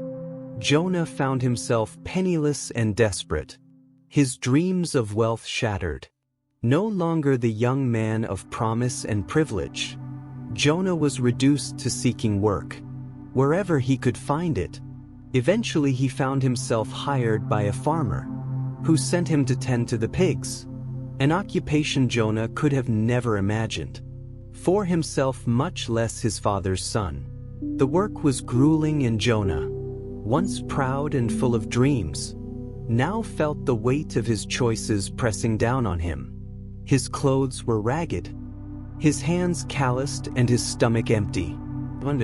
As he watched the pigs feed on the scraps of food that had once seemed beneath him, Jonah was struck with a painful realization. Even the servants in his father's house ate better than he was now. In that moment of despair, Jonah's thoughts returned to his father. He remembered the warmth of his home, the laughter of his family, and the love he had taken for granted. He remembered the way his father had always provided for him, the way his father had cared for him. Even when Jonah was too young to appreciate it, he had everything he needed back home, and yet he had left it all behind for the empty promises of the world. With a deep sigh, Jonah made a decision. He would return to his father. He would apologize for his selfishness, for the reckless decisions he had made. He knew he had no right to expect anything, but perhaps his father would take him back as a servant. Anything was better than the life he had now. He began the long journey home, each step heavier than the last, but with the hope that he could find peace in his father's forgiveness. The journey home was not an easy one. Jonah had little more than the clothes on his back, and the road seemed endless. But as the familiar landscape of hills and fields began to take shape on the horizon, his heart began to race. He could see the farmhouse in the distance, the smoke rising from the chimney, the place where he had once felt safe. But he also knew that things had changed. He had changed as Jonah approached the farm. He saw a figure standing at the edge of the field. His heart stopped. It was his father. Eliab had been waiting for him, watching for the return of his son. Without a word, Eliab ran toward Jonah, his arms wide open, his face beaming with joy. Jonah stood frozen for a moment, unsure how to respond, but before he could say anything, his father embraced him, holding him tight. The years of silence, the pain of the past seemed to melt away in that moment. Father Jonah whispered, his voice breaking, "I have sinned against heaven and against you. I am not worthy to be called your son." But Eliab would not hear it. He pulled Jonah back and looked into his eyes, tears of relief and joy streaming down his face. "My son, you were lost and now you are found. You were dead and now you are alive. I have waited for this moment, and I will not let you leave again. You are home." The father called for his servants to bring the best robe, a ring for Jonah's finger and sandals for his feet. He ordered the fattened calf to be slaughtered, and a feast was prepared in honor of the return of his son. Jonah was overwhelmed. The love and grace that poured from his father were more than he could have ever hoped for. He had expected rejection, perhaps even punishment, but instead he was welcomed home with open arms. As the evening unfolded, the sounds of music and laughter filled the house. The family and servants rejoiced in Jonah's return, and the joy that filled the air seemed to heal the wounds of the past. Jonah knew that the road ahead would not be easy, but in that moment he felt peace, a peace that could only come from forgiveness and love. But outside the house, there was one who could not share in the celebration. Elias, the older brother, stood in the fields, his heart heavy with confusion and anger. He had worked faithfully beside his father for years, never once straying from the path, and yet now, his wayward brother was being welcomed back. With such celebration, when he learned what had happened, Elias refused to join the feast. His heart was filled with bitterness and a sense of injustice. He could not understand why his father would embrace Jonah after everything he had done. Eliab, hearing that his older son was upset, went out to him. "My son," he said gently, "why do you stand out here alone? Come inside and join the celebration. Your brother was lost, but now he is found. He was dead, but now he is alive." Elias, struggling with his feelings, replied, "Father, all these years I have slaved for you. I have never disobeyed your commands. Yet you never gave me even a small feast to celebrate. But when this son of yours returns, after wasting all your wealth, you throw a feast in his honor." The father placed his hand on Elias's shoulder, his voice soft but full of compassion. "My son, you are always with me and everything I have is yours. But we had to celebrate and be glad, because this brother of yours was lost and is now found. He was dead, and now he is alive." Elias stood there, unsure of what to say. The words of his father were a balm to his heart, but they also carried the weight of a lesson he had yet to fully understand. It was not about who had been faithful or who had strayed. It was about the love that transcended both. The older brother's heart began to soften. No. The full weight of his father's forgiveness and love would take time to sink in. He knew in that moment that the family was whole again, and perhaps in time, he would come to understand that forgiveness, like the love of the father, was not earned, it was freely given. The story of the prodigal son is not just about a wayward child. It is about the nature of God's love.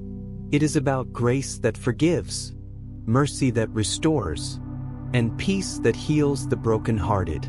No matter how far one may stray, no matter how broken the past may be, God's love is always waiting. There is always hope for redemption. And in the embrace of forgiveness, there is always a way home. In a quiet village, nestled between the hills and the sea, there lived an old gardener named Simeon.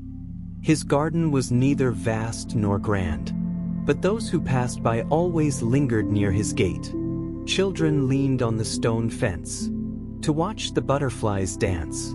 Elders paused on their walks to breathe in the sweet fragrance of jasmine. Travelers often asked if they could sit among the olive trees and rest their feet, finding peace in the soft hush of rustling leaves. Simeon had lived in the village since he was a boy. Over the years, he had become something of a storyteller, someone people turned to when the days were heavy and they needed a little light. His eyes sparkled with kindness. His hands were weathered and gentle, and his voice low and warm, always seemed to calm even the most anxious heart. But what made Simeon special wasn't just his garden or his stories. It was the mustard tree at the very heart of his land. It wasn't always a tree many years ago. It was just a seed, a mustard seed so small it could rest on the tip of a needle. Simeon would often tell the story of how it began. "I remember the day I planted it," he said to a young boy named Eli, who had just moved to the village with his family. Eli had trouble sleeping at night. His thoughts raced with worry about leaving his old home and whether he'd make new friends. So Simeon invited him to sit on the bench beneath the shade of the tree. It was a quiet morning, Simeon continued, the kind of morning where the world feels like it's whispering secrets. I had a pocket full of seeds and a heart full of questions.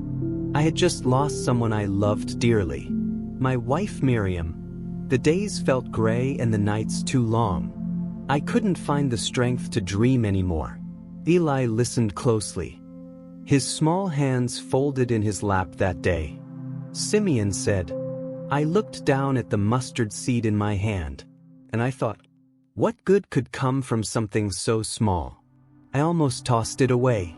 But something inside me whispered, plant it, just plant it." And so he did, right in the center of his garden.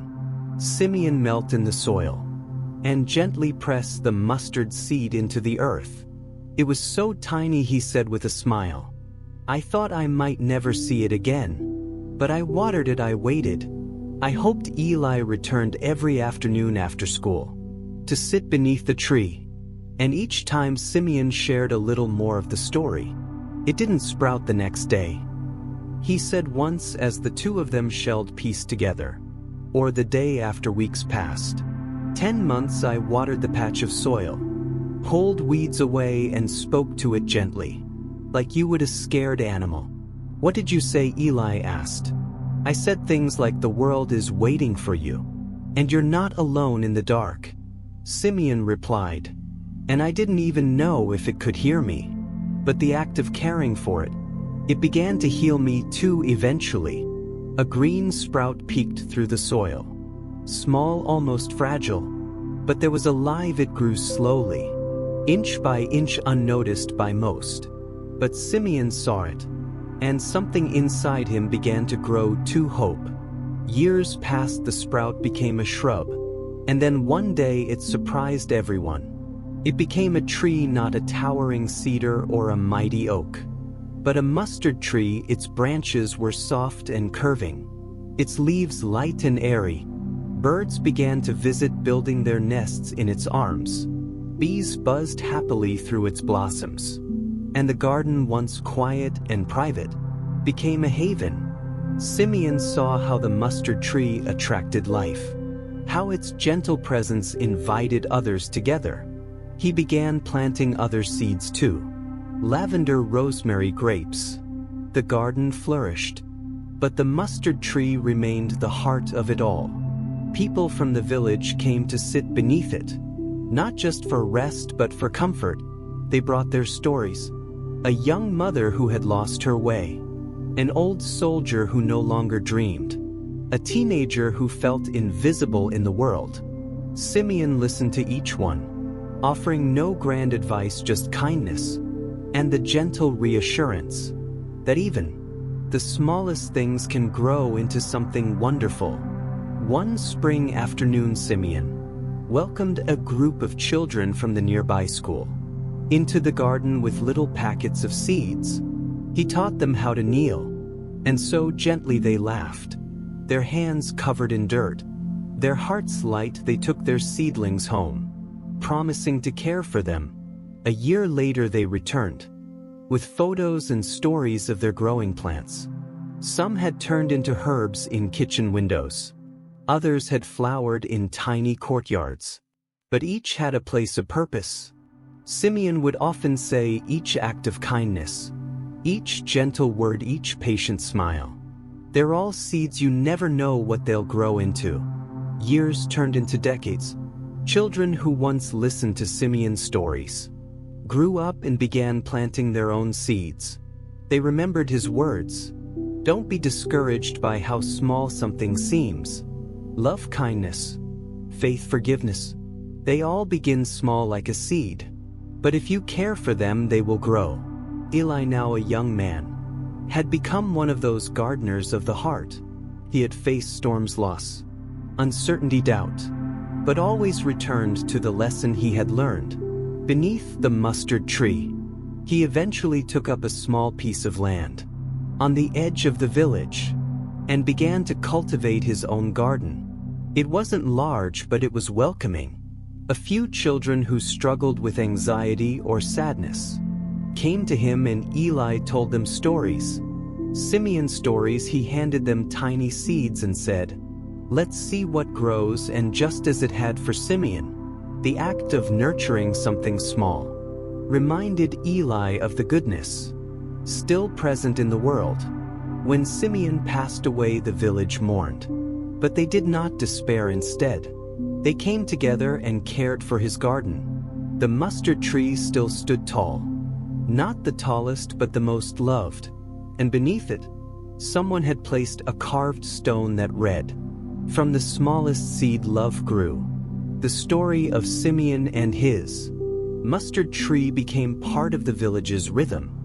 Families made yearly visits to the garden, sitting in its stillness to tell their children the tale. Artists painted scenes of the garden, poets composed verses under the tree's embrace, and musicians found melodies inspired by the whispering breeze through its branches.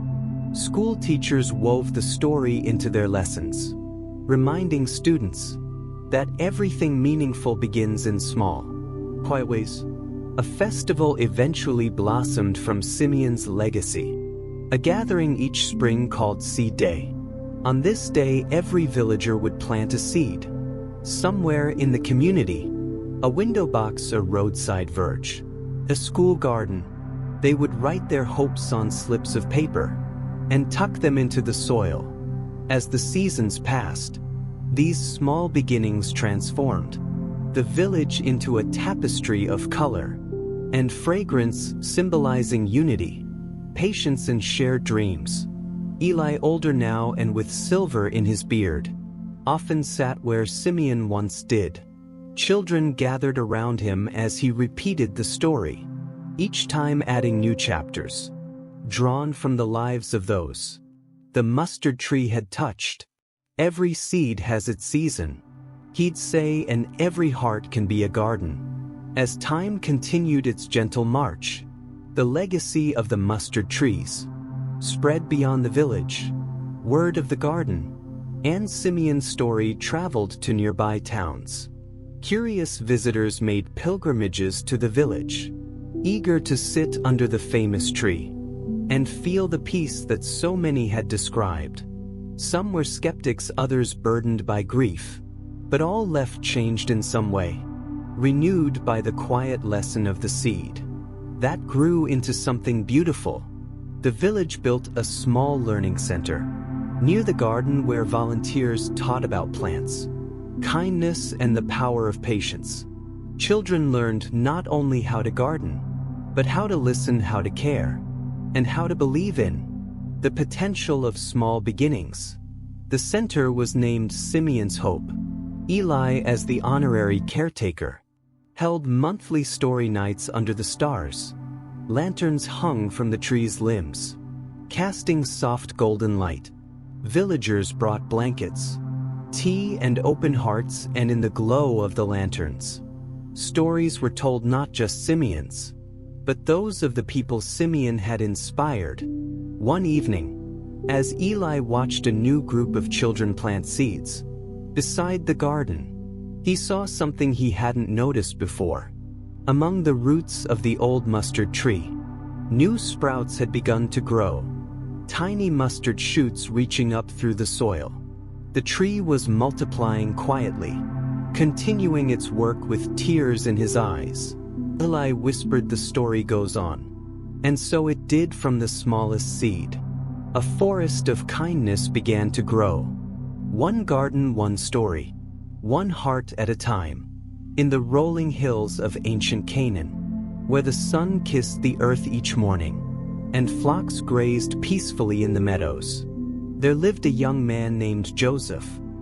He was the beloved son of Jacob, born to him in his old age. And more than that, he was a dreamer. His dreams were vivid and strange, filled with symbols and signs, sheaves of wheat-bowing stars, and celestial bodies performing curious dances around him. Joseph shared these dreams with his family, not knowing the weight his words would carry. His brothers, older and hardened by the years of tending sheep and navigating their father's expectations, grew envious. They saw in Joseph a favorite child, dressed in a richly colored robe, a symbol of Jacob's affection and trust. They did not understand his dreams as messages from above to them. His dreams were arrogance, and his words fuel for resentment. The air between them thickened with unspoken words and glances that carried more than they said aloud. Their anger fermented like wine aging in a sealed jar, waiting to burst one morning, while the sun still lingered low on the horizon, and the mist hung gently over the land. Jacob sent Joseph to check on his brothers in the fields near Shechem, oblivious to the shadows in their hearts. Joseph went in good faith, his stride light and his spirit pure. But his brothers, seeing him approach from a distance, plotted to silence the dreamer once and for all. They seized him, stripped him of his robe, and cast him into a pit. The pit was dry, its walls steep, and Joseph, bewildered and bruised, called for mercy that would not come. Reuben, the eldest, had hoped to rescue him later, but before he could, the others sold Joseph to a caravan of Ishmaelite traders. Bound for Egypt, they watched as their brother, bound and silent, disappeared behind the curve of the horizon, their hearts heavy with the knowledge of what they had done. The brothers dipped his robe in goat's blood and returned it to their father, letting Jacob believe that Joseph had been devoured by wild beasts. Jacob's cries echoed through the camp, like the wail of the wind through barren hills. The traders brought Joseph to Egypt, a land of vast deserts and flowing rivers, pyramids and bustling cities, where languages mingled, and the scent of spices floated through the air. There he was sold to Potiphar, an officer of Pharaoh and captain of the guard.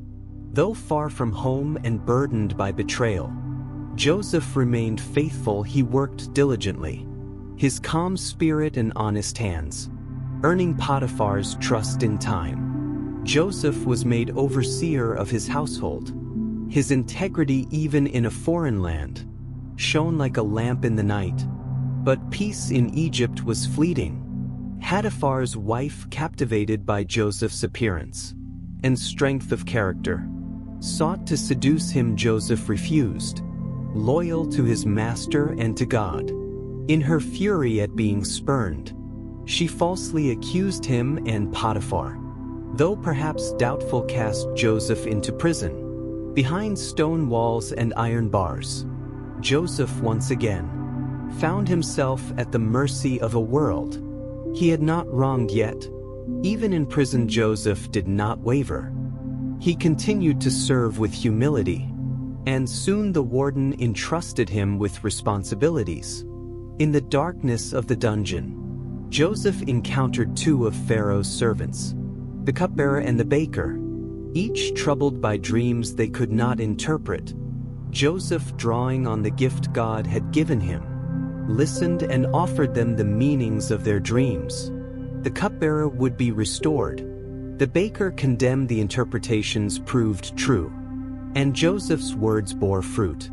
Joseph asked the cupbearer to remember him, to speak of him to Pharaoh. But when the man returned to his place, he forgot. 2 more years passed. Joseph endured, leaning on faith, his patience deep and unshaken. The seasons turned over and over, like the Nile's currents, and still Joseph waited. Then Pharaoh himself dreamed visions of fat cows devoured by thin ones, of healthy ears of grain consumed by withered stalks. None of Pharaoh's magicians or wise men could interpret them. At last the cupbearer remembered. Joseph was summoned, cleaned, and presented to Pharaoh. With grace and clarity he explained the dreams.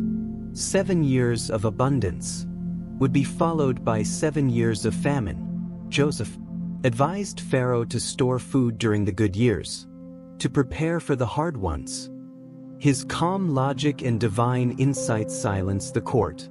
Impressed by his wisdom, Pharaoh appointed Joseph governor over Egypt. From a pit to a palace, Joseph's journey had come full circle, not by vengeance or ambition, but by faith, patience, and the quiet endurance of suffering. He was adorned in fine linen, given Pharaoh's signet ring, and paraded through the streets of Egypt as a leader, blessed by the gods. But Joseph's heart remained steady, neither proud nor boastful. In his new role, Joseph oversaw the collection and storage of grain. During the years of famine, people from every land came to Egypt to buy food, including Joseph's own brothers. They bowed before him, not recognizing the brother they had betrayed. Joseph tested them not out of cruelty, but to see if their hearts had changed. He asked after their father. He asked about their youngest brother. He watched them with the eyes of one who remembered pain. Eventually, Joseph revealed himself. There were tears, embraces, and reconciliation. He forgave them, telling them, "You meant it for harm, but God meant it for good." Jacob and his household moved to Egypt, and peace returned to their family. Joseph saw his father again, held his younger brother close, and wept openly. For all the years that had passed, Joseph's life had been a long journey, from the innocence of youth through betrayal, slavery, false accusation, and imprisonment, to wisdom, forgiveness, and leadership. His dreams had not been delusions of grandeur, but glimpses of a divine plan.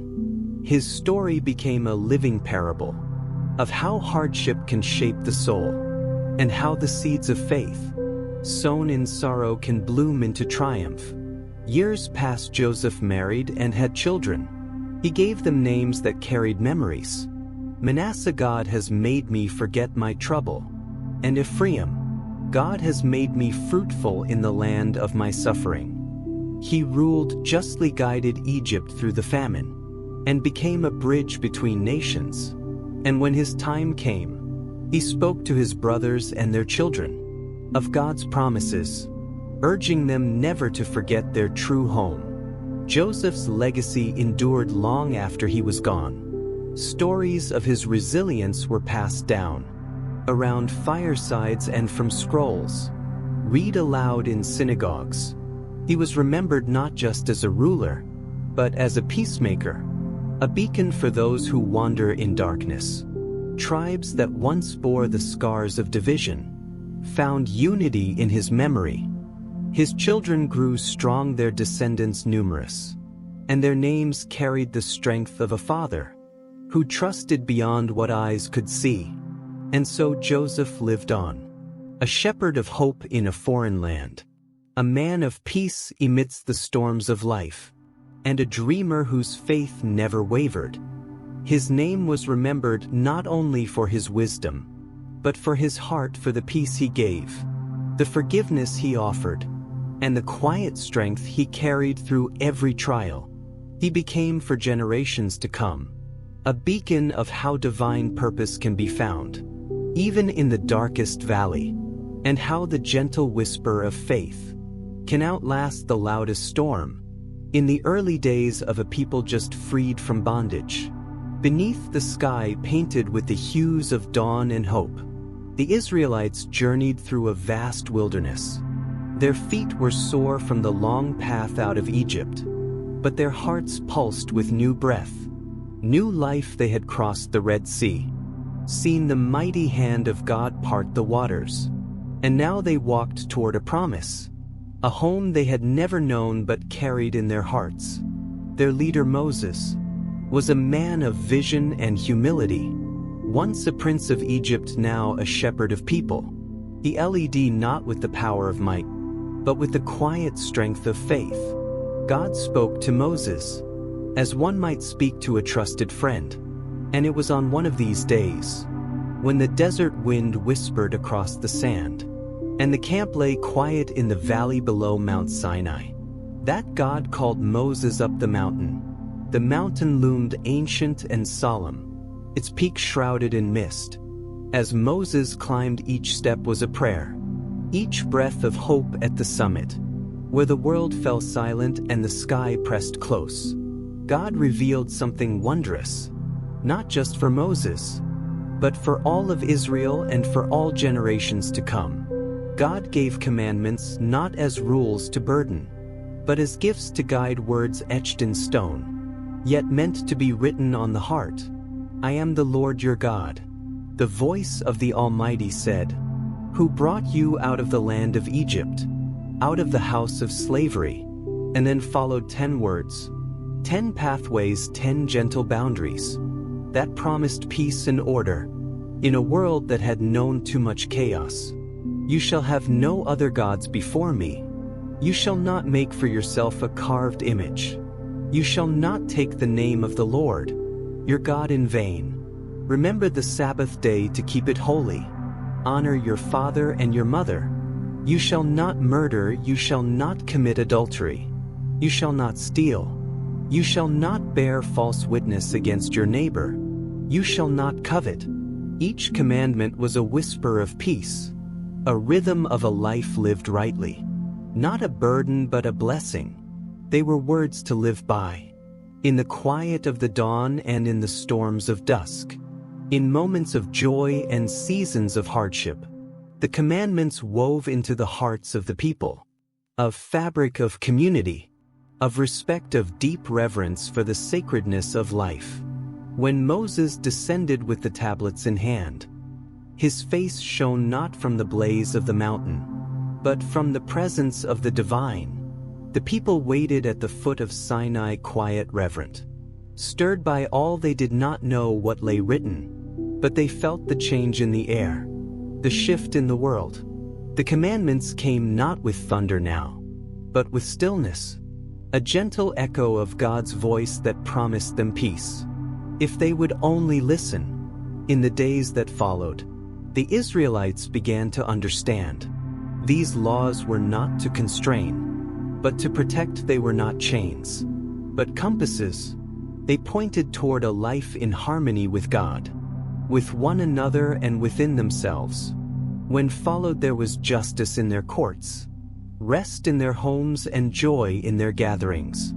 Their camps became peaceful sanctuaries, where disputes could be settled with fairness, where honesty was honored, and where the vulnerable, the widows, the orphans, the strangers were treated with dignity.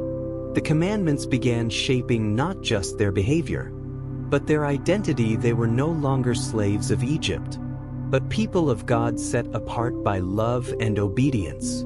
The Sabbath became a song sung every seventh day. It was a time not just of ceasing work, but of remembering who they were and whose they were. Families gathered, bread was broken. Blessings were spoken. The stillness of the day taught them to listen, not just to each other but to the whisper of God. In the quiet moments on those restful days, laughter echoed between tents. Children played at their parents' feet, and stories of deliverance were shared again and again, rooting the next generation in faith. To honor parents was to honor the roots from which they came. It was to respect those who had endured slavery and hardships so the future could be free. To avoid coveting was to cultivate gratitude, to look around and see abundance in the simple blessings. The manna each morning, the water from the rock, the shade of a tent, the embrace of a loved one. Each commandment over time unfolded like a flower, revealing layers of wisdom. Not just laws but invitations to live rightly, to love deeply, to walk humbly. As generations passed, they were remembered in song, in story, in the way communities were built. They were engraved in hearts and echoed in prayers. As the Israelites journeyed onward, through wilderness trials, through doubt and rebellion, through days of manna and nights of stars, the commandments were carried with them. Not just in the ark wrapped in gold and reverence, but in their hearts. Parents taught them to children. Scribes copied them with careful hands. Prophets called them back to these ancient words. When they wondered, they became not only the foundation of their faith, but a source of comfort in exile, a call to repentance in times of disobedience, and a source of hope in rebuilding. And through the centuries, long after the desert winds had stilled, the commandments remained. Their simplicity spoke across generations, across cultures. You shall not steal became a foundation of trust. You shall not bear false witness upheld the value of truth. Remember the Sabbath reminded even the busiest hearts to rest and reflect. In time a child was born in Bethlehem, a gentle voice who would one day stand on a mount and speak of these laws, not as a judge but as a shepherd. Jesus, the teacher, would say that all the law and the prophets hung on two great commands. Love the Lord your God with all your heart, soul, and mind, and love your neighbor as yourself. In his words, the 10 Commandments breathed again, full of life and grace even now. In quiet homes and bustling cities, in ancient synagogues and simple churches, the commandments endure. They are read and remembered, not just as relics of an old covenant, but as living guidance for hearts that seek peace. They guide communities to build with compassion, to parent with wisdom, to serve with humility. To follow them is not to chase perfection, but to walk a path of purpose, the path where respect grows, like olive trees in rocky soil, where rest becomes a sanctuary in time, and where love is not just a feeling, but a way of living. They do not call for grand gestures, but for daily faithfulness, to speak truth, to give generously, to turn away from envy and toward contentment. And so the story of the commandments continues, not in thunder, but in the stillness of a heart turned toward God. In every act of kindness, in every honest word, in every restful Sabbath, the commandments speak. They are the gentle rhythm beneath the noise of the world, inviting all who hear to come rest and live well. Their beauty is in their constancy, their ability to shape not only a people, but the soul of the world. For in the quiet observance of God's law, there's peace. And in peace there is the whisper of the divine. And in that peace lives were rebuilt. Families, once broken by hardship or scattered by distance, were knit together again through shared purpose and renewed faith. Communities once burdened by mistrust found unity in mutual respect and shared values. Rooted in these commandments, the people discovered that justice was not simply a decree but a way of being, of walking in mercy, defending the weak and standing for what was right. Even when the world around them faltered, the commandments flowed into every part of life. In the marketplace, fairness was a mark of godliness. In the home, patience and understanding grew. Where once only duty had lived, in fields and vineyards labor was honored, rest was respected, and the land itself was allowed to breathe. Even the earth seemed to respond to the rhythm of God's law, bearing fruit with joy under the hands of those who lived in harmony with the Creator. Pilgrimages were made back to Sinai, not in body but in spirit, through prayer, through study, through the way. Hearts returned toward justice and compassion. People returned to that sacred moment. The commandments were read aloud in solemn assemblies, whispered in the hush of twilight, and sung as lullabies over children, drifting to sleep beneath desert stars. Each generation inherited the story and made it their own. New challenges arose. New lands were crossed, new languages spoken. But the heart of the commandments remained unchanged. They were a covenant not of circumstance, but of relationship, a promise that as long as hearts turned toward God, His voice would be heard not in fire or fury, but in peace and still. Across millennia, their wisdom echoes in every corner of the world, where people seek what is good and true, where kindness is chosen over cruelty, where truth is told even when it costs something, where forgiveness replaces vengeance. There the commandments live. They are not relics but breath, not weights but wings.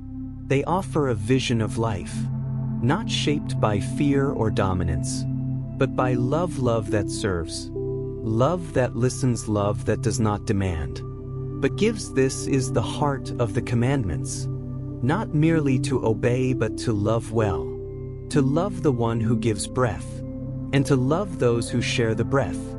In the stillness they remain, a guiding light for every soul that seeks rest, a shelter for every weary traveler, a song in the quiet, a law written not just on stone, but on hearts ready to receive peace.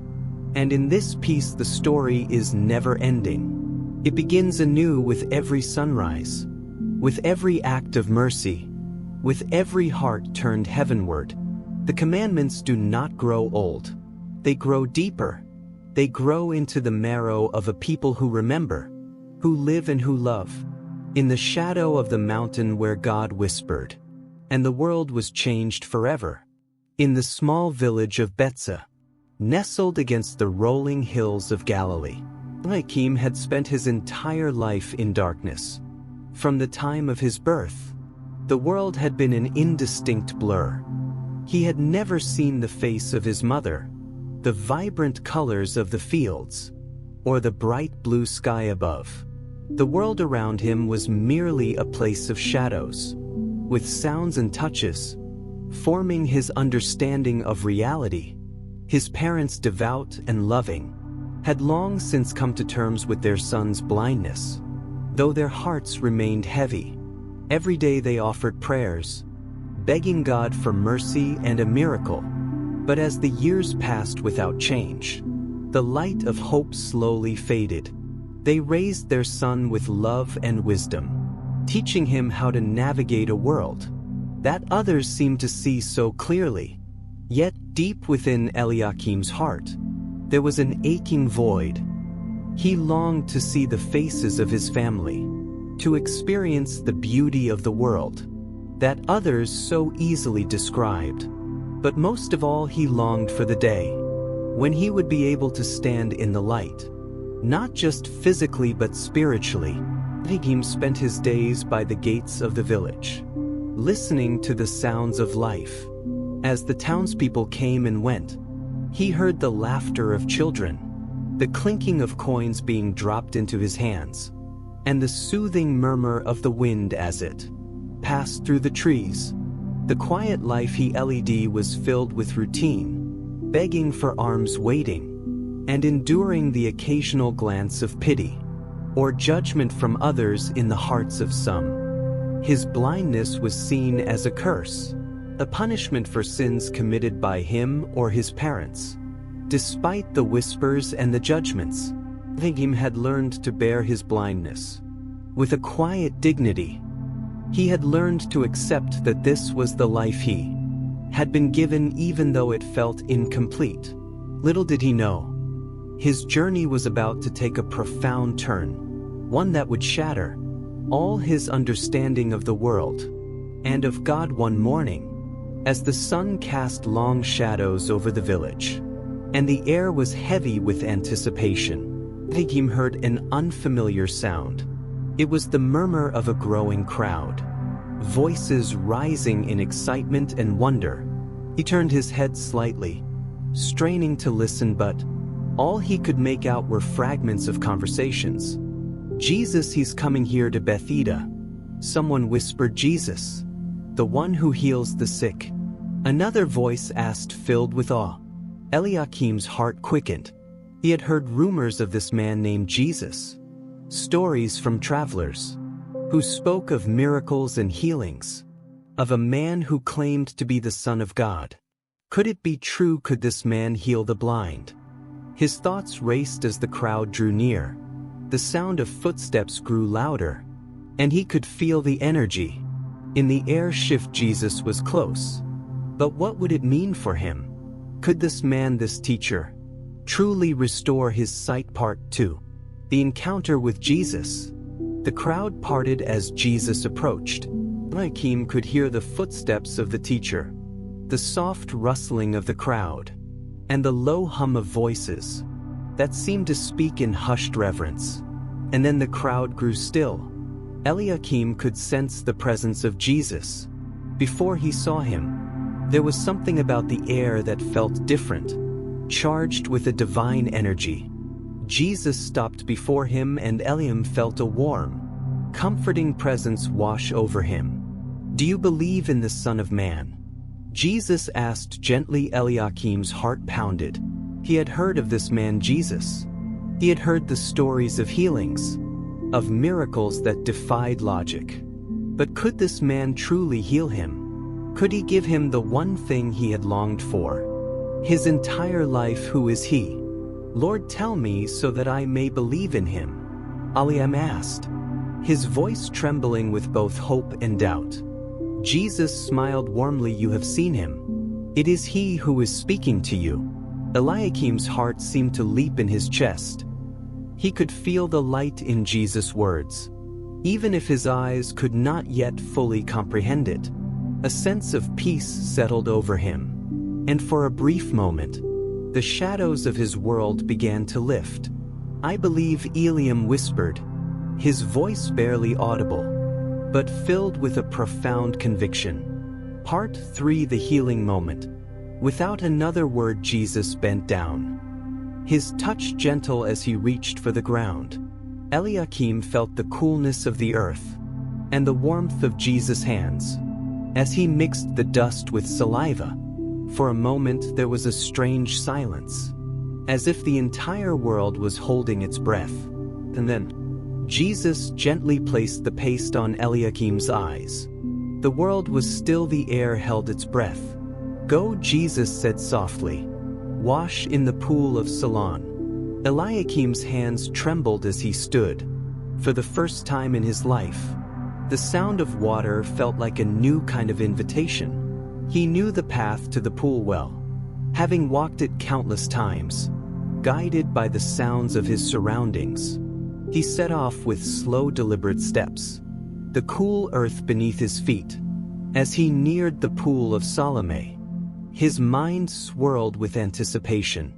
When he reached the edge of the water, he splashed his face with a cool liquid, and as the water cascaded over his eyes, something miraculous happened.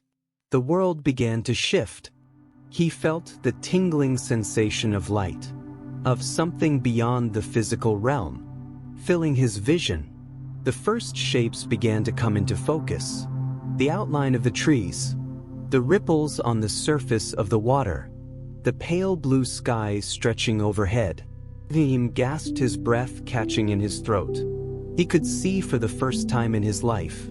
He could see with clarity the world, once a dark and indistinct place, was now full of vibrant colors and rich textures. He blinked, unable to comprehend the gift that had just been bestowed upon him. He looked at his hands, at the shimmering reflection in the pool, and at the faces of those who gathered around. "Jesus did this for me," he said, his voice trembling with awe. "He healed me." Part 4. The reactions of the village. The news of Eliakim's healing spread quickly. People rushed to the pool of Salome to see the man who had once lived in darkness, but now walked in the light. They marveled at the miracle, but some, particularly the religious leaders, were skeptical. The Pharisees, concerned about the Sabbath and their rigid interpretation of the law, questioned Eliakim with suspicion. "How were your eyes opened?"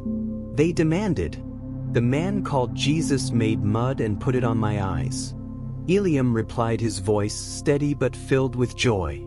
"He told me to go wash in the pool of Salome, and when I did I could see." Some of the Pharisees muttered, "This man is not from God, for he does not keep the Sabbath." Others among the crowd, though, were filled with wonder. How could a sinner perform such signs? They asked, unsure what to believe. Eliakim, undeterred by their skepticism, boldly declared, "I do not know if he is a sinner. One thing I know, I was blind, but now I see." The Pharisees continued their interrogation, asking Eliakim how he had been healed. But Eliakim, filled with a newfound clarity, simply responded, "Why do you want to hear it again? Do you also want to become his disciples?" This bold declaration enraged the Pharisees. They dismissed him, but Eliakim did not falter. He knew what he had experienced, and no matter how others tried to refute it, the light that had entered his life could not be dimmed. Part 5. The encounter with Jesus again. Later, as Eliakim walked through the village, he encountered Jesus once more. Their eyes met, and Eliakim's heart swelled with gratitude. "Do you believe in the Son of Man?" Jesus asked again, his voice gentle and kind. Eliakim, tears welling up in his eyes, nodded, his heart overflowing with faith. "Who is he, Lord? Tell me so that I may believe in him." Jesus smiled, his gaze filled with tenderness. "You have seen him, it is he who is speaking to you." Eliakim's joy erupted. "Lord, I believe," and he fell to his knees, worshiping the one who had healed him. In that moment, Eliakim's heart was filled, not only with gratitude for the healing of his physical sight, but with a deep, overwhelming peace. He realized that his healing was not just the restoration of his eyes, but the opening of his soul to the light of truth. He was no longer a man bound by darkness, but one who had been brought into the eternal light of God's love. As the days passed in Jericho, word spread far beyond the walls of Zacchaeus' home about the extraordinary encounter between the tax collector and Jesus. It was a story that filled the streets, reached the corners of the town, and even began to echo through neighboring villages. People whispered about the unlikely friendship that had blossomed between the rabbi and the man once seen as the most despised in their midst. Zacchaeus, once a man of wealth and position, had been reduced to an object of scorn by his own people due to his occupation as a tax collector. But now he was a man transformed, no longer a figure of ridicule, but a symbol of hope and redemption. Zacchaeus felt the weight of this change deeply. It was as though the entire world had shifted beneath him. No longer was he the wealthy man who had lived for himself, hoarding riches and dishonoring others. Now he was called to live in a new way, a way that honored God and his fellow human beings.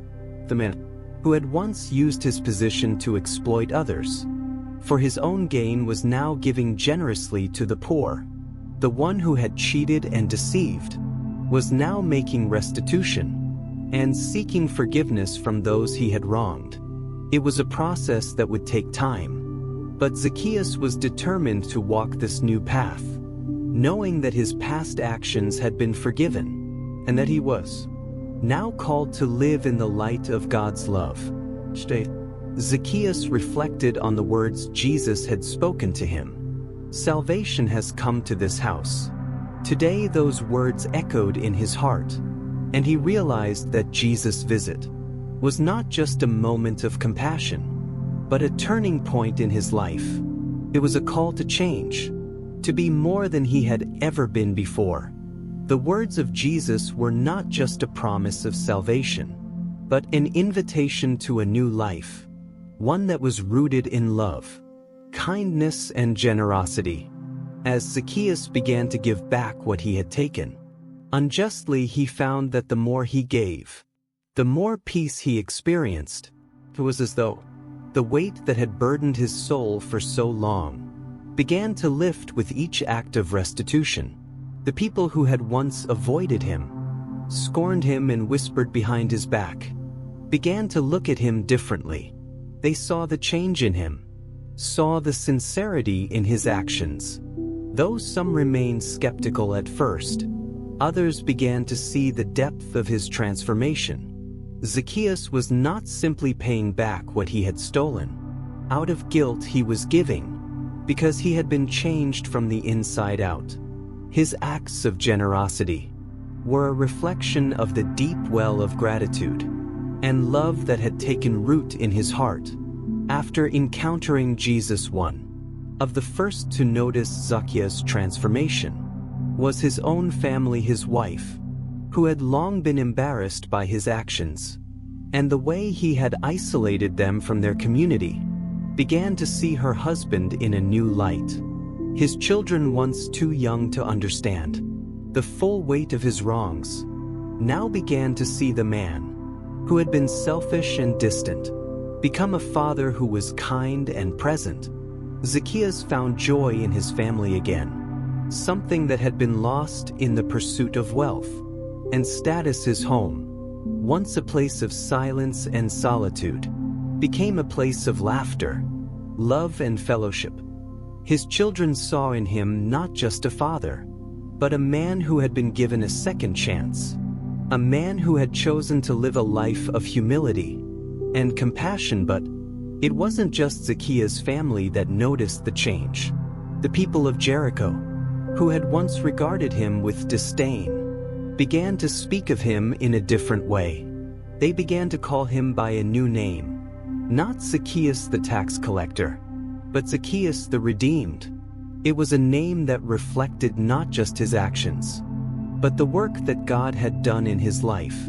Slowly but surely, Zacchaeus became a living testimony to the power of forgiveness and the transformative nature of love. His example reached beyond Jericho, sparking conversations in other towns and villages. People who had once believed that their own mistakes and shortcomings had defined them began to look at Zacchaeus and wonder, if Jesus could change him, could he change me too? The transformation in Zacchaeus' life also affected his business.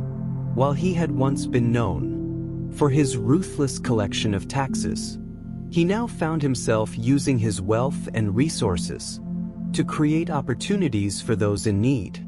He helped the poor, the widows, and the orphans, those who had been oppressed by the very system he had once been a part of. He used his position to advocate for justice and fairness, ensuring that others would not suffer as he had caused others to suffer. His reputation as a tax collector, once feared and hated, was slowly replaced by a reputation as a man of integrity, a man who stood for righteousness and kindness. Even as Zacchaeus worked to right the wrongs of his past, there were moments when he struggled with doubt. He would lie awake at night, wrestling with the memories of his past mistakes. wondering if his acts of restitution were truly enough. He questioned whether his new life would ever fully erase the scars of his past. But in those moments, he would remember the face of Jesus, the kindness in his eyes, the way Jesus had looked at him with compassion and love. Jesus had not come to condemn him, but to heal him, and in that healing, Zacchaeus found peace. He came to understand that redemption was not about being perfect, but about being willing to change and to make amends for the wrongs one had done. As the years passed, Zacchaeus continued to live a life of faith, hope and love. His reputation as a man of integrity and generosity spread far and wide, and he became a beloved figure in Jericho and beyond. The story of his transformation became a powerful testimony to the grace of God, a story that was told and retold as an example of how anyone, no matter how lost or broken, could be made whole again by the love of Jesus. Zacchaeus never forgot the day that Jesus had called him down from the sycamore tree. It was a moment that changed his life forever, a moment when he had been given a second chance, a chance to live differently, to love deeply, and to walk in the light of God's forgiveness. And even as he grew older, Zacchaeus continued to look back on that moment with awe and gratitude. He knew that he had not earned his redemption. It was a gift freely given by the one who came to seek and to save the lost. One day, as Zacchaeus sat with his children and grandchildren around him, he spoke of that moment in Jericho when everything had changed. He told them of the day when Jesus had called him by name, of the love and forgiveness that had transformed his heart, and of the peace that had followed in the wake of his repentance.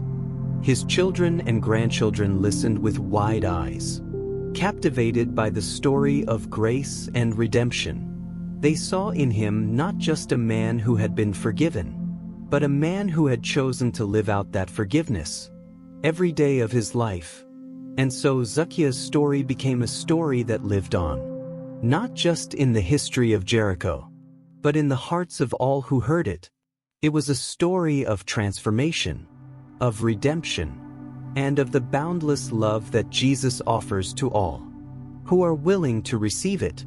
The story of Zacchaeus continues to remind us that no one is beyond the reach of God's love, and that no matter our past, we are all capable of a new beginning.